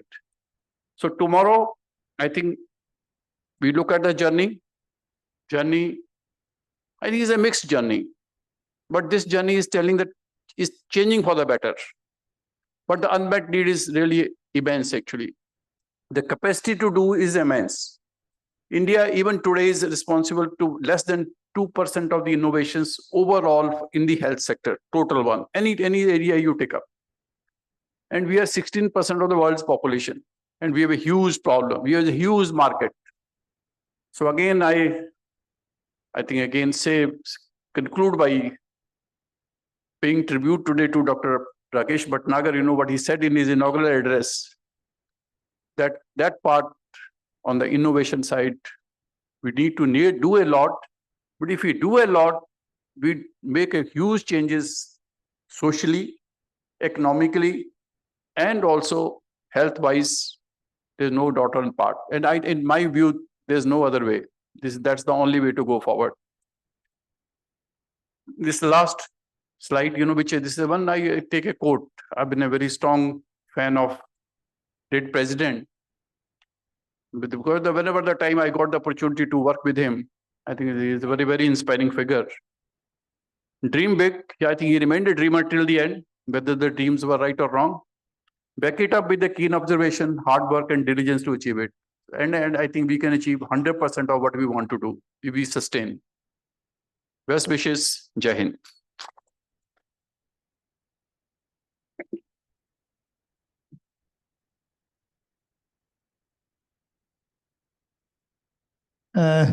Thank you very much, Professor V.M. Katur, sir. And due to paucity of time, we can have a good interaction with all our learned, esteemed scientists. During lunch hours, you can interact so that we can proceed to the next keynote lecture by Professor H.N. Verma ji. Thank you, sir. Thank you. Thank you very much, sir. And I fully understand that for keynote lectures, there is absolutely no time limit, because we love to listen to such a renowned, globally established scientist, and we always keep on learning, because till the end of life, we are always a student, and we keep learning. And from their experiences, the young scientists, they also might have learned so many things. With the passage of time, these experiences they have shared with you. So thank you, Professor Katur sir, and hand over to Dr. Nilima. Thank you, sir. Our next speaker is Professor H.N. Verma, who is Pro-Chancellor at Jaipur National University. Professor Verma is a distinguished plant virologist, educationist, and academic administrator. He has more than 5 decades of experience in science, education, and administration. He has received Birbal Sahni Memorial Gold Medal Award, and he served as lecturer and professor, also as head of the department, dean, faculty of science, and pro-vice chancellor at the same university. Then he joined Jaipur National University as pro-vice chancellor. He also served there as vice chancellor, and currently he is pro-chancellor in Jaipur National University. Professor Verma is a leading scientist in plant virology, and he has focused on management of plant virus diseases. He has also developed new protein-based immunization agents in the plants, just like the interferons. And he has published over 210 research papers in international journals, and he has guided nearly 88 PhD scholars. So, sir, I request you to deliver the talk and he shall speak on strategies for managing plant viral diseases with minimum environmental impact. Very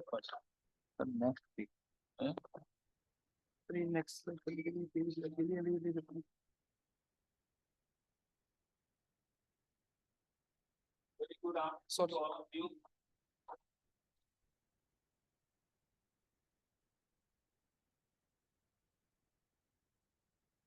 I'm sure that you are looking for the lunch now. So I won't take much time. You had the first lecture by Professor Bhatnagar that was on the animals and human beings. Second lecture by Professor Katoj, which was on related to humans. Now I shall be talking about the plants. My topic is the strategies for managing plant viral diseases with minimal environmental impact. I think you are all familiar with the disease management strategies in plants. The most common has been the resistant crops, then making susceptible crops resistant to virus infection using molecular approaches. Initially, it was the pathogen-derived resistance, and subsequently, you have recently RNA-based technologies, RNA interference machinery, and CRISPR-based gene editing technologies, which are being widely used now for disease management. But however, these technologies, they are in the initial stages. We have to take them to the field. But what I shall be talking is another innovative approach using certain plant proteins which enhance the plant's own defense system and induce systemic resistance against several plant viruses in several hosts.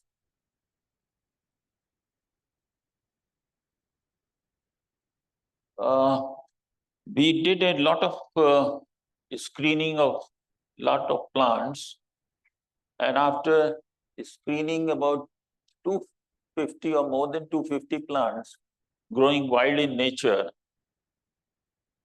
particularly the medicinal plants, we came across two plants.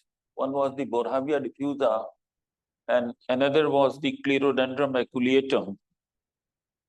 The extracts from these two plants, they showed a very interesting properties.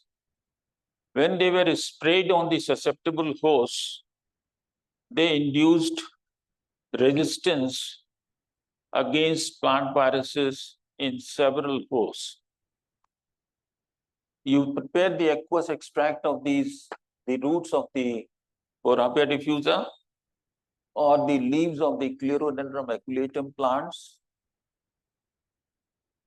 Prepare the extract in suitable buffer, spray it on the susceptible host, and you will get the resistance after a couple of hours.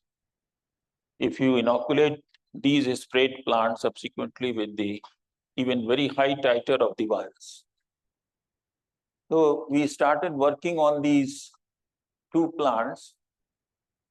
The most important characteristic was that they stimulate high degree of systemic resistance, have no toxic effects, are eco-friendly, show broad spectrum antiviral activity, and induced resistance does not break down at high temperature. And then another observation which we made was that if we use certain modifiers like milk protein, papain or jaggery, the degree of resistance which was induced in the plants was very high, even at low concentrations of the extract. This is how these plant extracts they work. On the left-hand side, you have a plant of tobacco where you can see a large number of spots which was not treated earlier with the plant extract. On the right-hand side,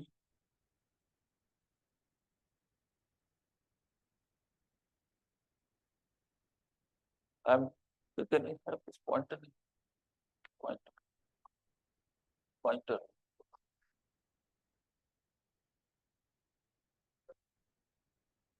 This one. Yeah.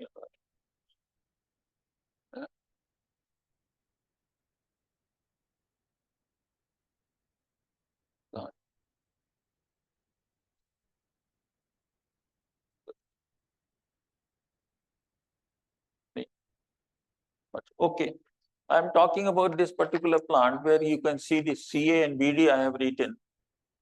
These plants were, the lower leaves of these plants were sprayed with the extract of Clerodendron maculatum, leaves of Borahia diffusa roots. And they were also subsequently inoculated with the same titer of virus, and you don't find any lesions here. This is another host, Nicotiana glutinosa. This is another tobacco variety. So you can get this systemic resistance response in several hosts against while using these plant extracts. Then we tried to find out whether these plant extracts, they will work under field conditions also. So we sprayed the different fields of tomato, capsicum, black gram, or wood bean, mung bean, papaya. And in all these cases, we could get good response, and the crops can be protected from the viruses if regular sprays were done at fortnightly intervals. Then we tried to find out what is the mechanism of resistance, how the systemic resistance develops in the plants. We did an experiment where we applied actinomycin D along with the plant extract and then at different intervals. When we applied the actinomycin D along with the plant extract or within 10 or 15 minutes, we did not find any systemic resistance. But if the gap was there, then the systemic resistance developed in the plants. So what, as you know, actinomycin D, that acts at the transcription level, and this led us to believe that these systemic resistance inducers or extracts, they produce some sort of signal, and this signal leads to the production of some virus inhibitory agent in the plant, and which is actually responsible for the resistance in the plants against viruses. So we started working on these plants. We did most of the work on two plants, this Borahia diffusa roots and Clerodendron maculatum leaves. So I shall be talking about the Clerodendron maculatum leaves, particularly the isolation and characterization of the resistance-inducing substance which was present in these plant extracts or root extracts. What we did was we took the extract from the Clerodendron maculatum leaves, CA leaves, and we followed this particular procedure.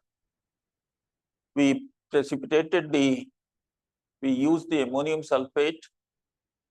After ammonium sulfate precipitation, we collected the precipitate, dissolved it in the buffer, dialyzed it, and when we applied this after desalting, on the susceptible hosts, we were getting the very high degree of systemic resistance in the plants.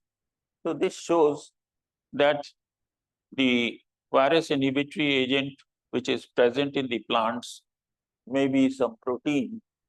So we further went for the purification of the systemic resistance inducing protein from C. aculeatum leaves. Various procedures were followed. We used cation exchange chromatography, hydroxylapatite, gel permeation chromatography, and ultimately we could get the pure protein which was responsible for the induction of the systemic resistance. You can see the different fractions where you get these proteins distributed, and this is the purified protein from the Sclerodendron aculeatum leaves, and molecular weight is around 30 kilodaltons. Now, when this purified protein was applied or sprayed on the susceptible hosts, particularly Nicotiana glutinosa, in very minute quantities, it induced high degree of resistance in the glutinosa plants. On the right hand side, you find the leaves which have been sprayed with the purified protein. Left hand side, they were not sprayed, but they were inoculated later with very high titer of the virus, and you can see a large number of local lesions on the left hand side, untreated leaf, and no lesions on the treated leaves. This is the nucleotide sequence of the CASRIP gene, which is responsible for the production of that protein. Then we cloned it also in a vector, but we did not get the expression, and I could not pursue it further because we were doing this work at ICGEB, New Delhi, and the student who was working with me, Dr. Dhiren Kumar, he left for USA, and also I was on leave for about 3 months from the Lucknow University, so I had to come back, and we could not proceed further. Then we tried to find out how this resistance-inducing proteins, they are inducing resistance in the plants, and what is the mechanism of induction of the resistance.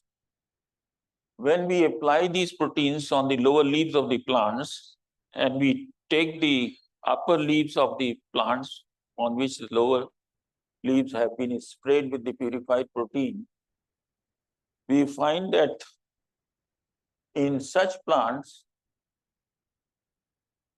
the extracts, when these extracts are mixed with the virus, they are reducing the virus infection, or they are acting as virus inhibitory agent. So we try to purify this virus inhibitory agent, and this is how in one of the fractions we got a purified protein which we call as virus inhibitory agent. And if we take this purified protein, mix it with the virus, purified virus in vitro, and then inoculate it on the different hosts, we don't get any infection. So that means virus is totally inhibited as a result of mixing with this virus inhibitory agent or protein. So what we conclude from this is the similar results were obtained with Borrelia diffusa also. So there are certain novel basic proteins in some of the plants which grow wild in nature. They are capable of inducing high degree of systemic resistance, sometimes leading to immunity in several susceptible hosts against commonly occurring plant viruses.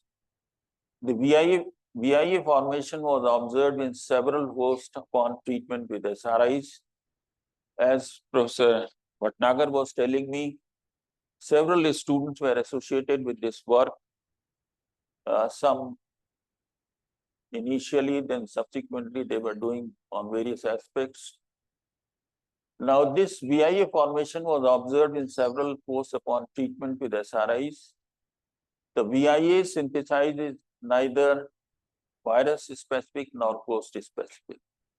This is capable of inactivating several viruses in vitro, and extract containing VIA when incubated with viruses reduces their infectivity.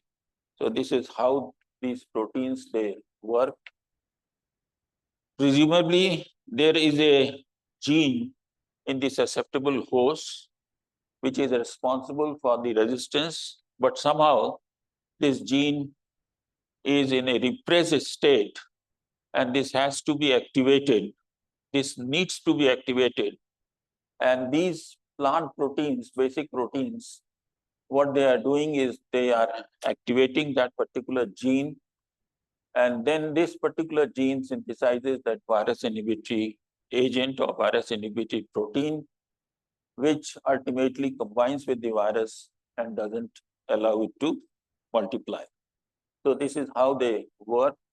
So the gene for this resistance is there in the plants. This needs to be activated. So these proteins, basically, they are acting just like the interferon in the human beings. A similar action is there because interferons themselves, they are not active. They are responsible for the production of the secondary protein, which are responsible for virus inhibition. The similar situation is here also. Then, since Borrelia diffusa, we have to take the roots and uproot the plants. We wanted to see whether we can micropropagate these plants and whether these proteins will be systemic resistance inducing proteins will be there in these micropropagated plants also.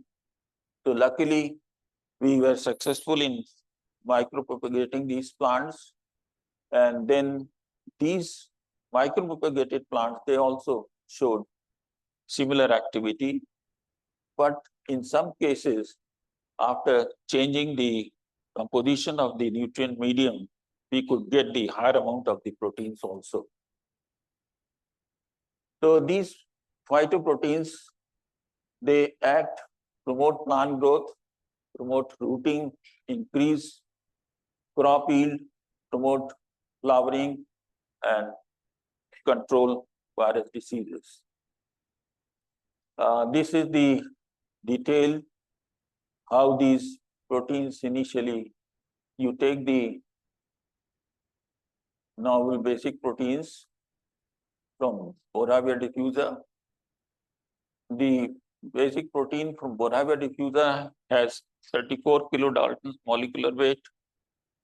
The CA protein has 30 kilodaltons. So initially they are extracted in suitable buffer, then precipitated with ammonium sulfate, finally purified using different purification procedures. And this is how they actually work. So more work is required, how they work at the molecular level, at the gene level. We could not proceed further in this area. If some of you, the students who are interested, they can do it, perhaps this will be a great contribution.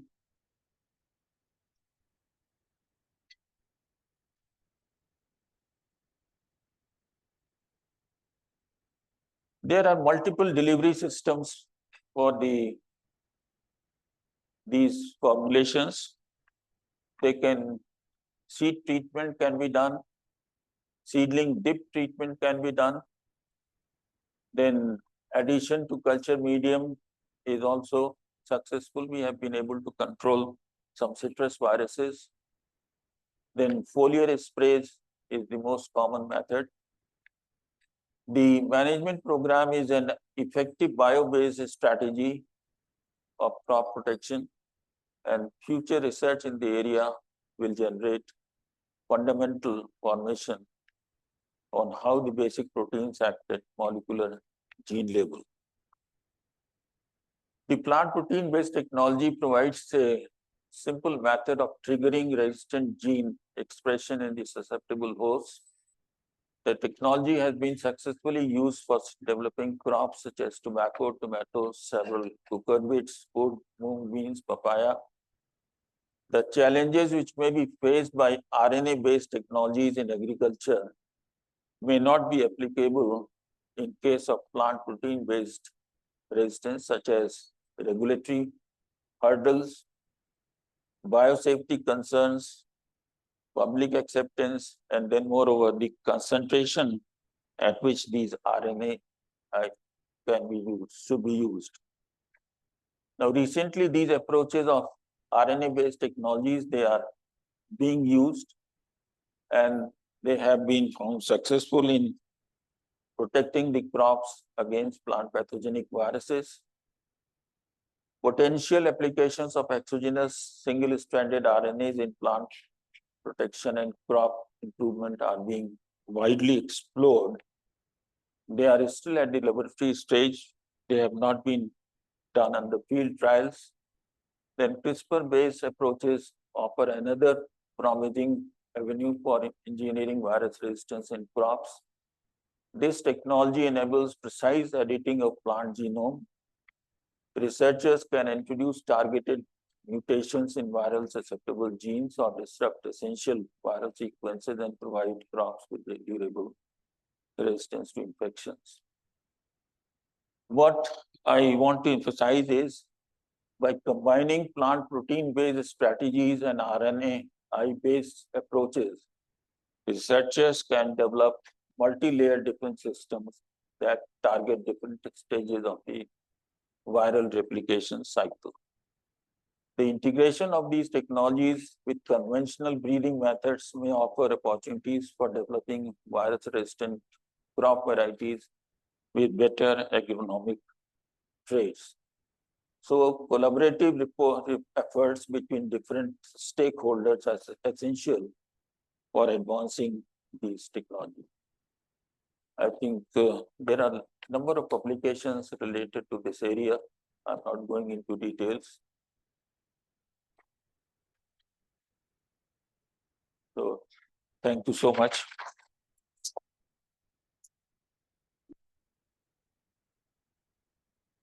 Thank you very much, sir, for focusing on plant resistance and immunity.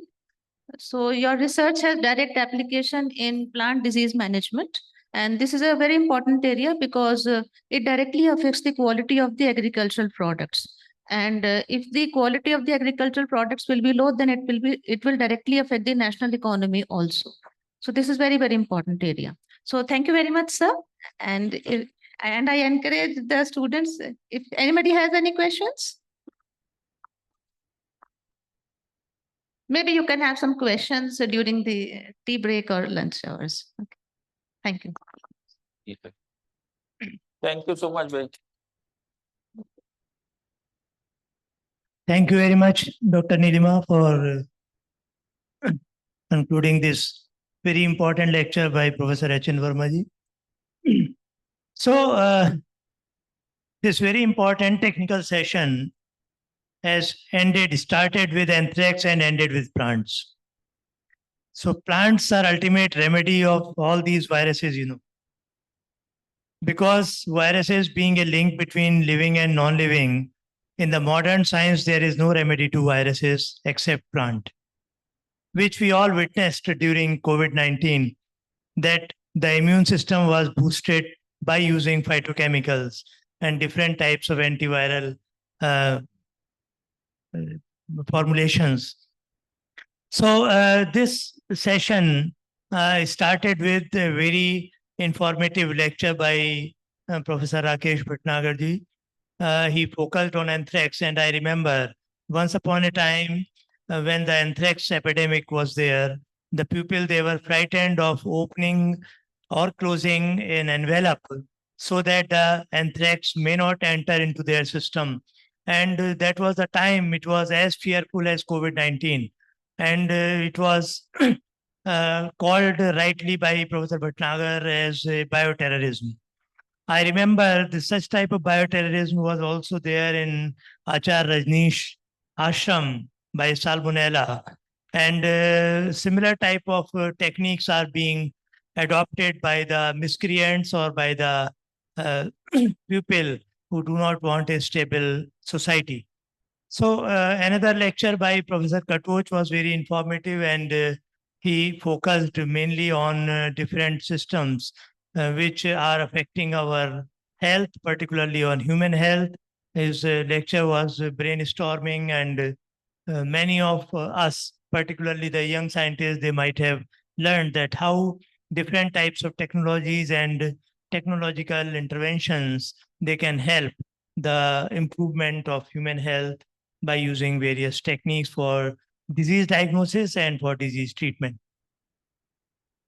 Now, the last but not least, this lecture by Professor H.N. Verma was very informative. And I understand that particularly different types of viral diseases which are on plants, plants are the worst sufferer. We can speak, but they cannot. So we have to understand their language, and we should, with the help of artificial intelligence, which we were talking in the morning session, we should identify that what type of diseases are going to spread on the plants. Particularly, it is very important in agriculture system because the farmers, they can be aware of that to which type of disease our crop is prone, and what preventive measures we can take by the help of artificial intelligence. Rather than manipulating the research articles by AI, we should focus more on the positive application of AI to manage the diseases in plants and animals as well.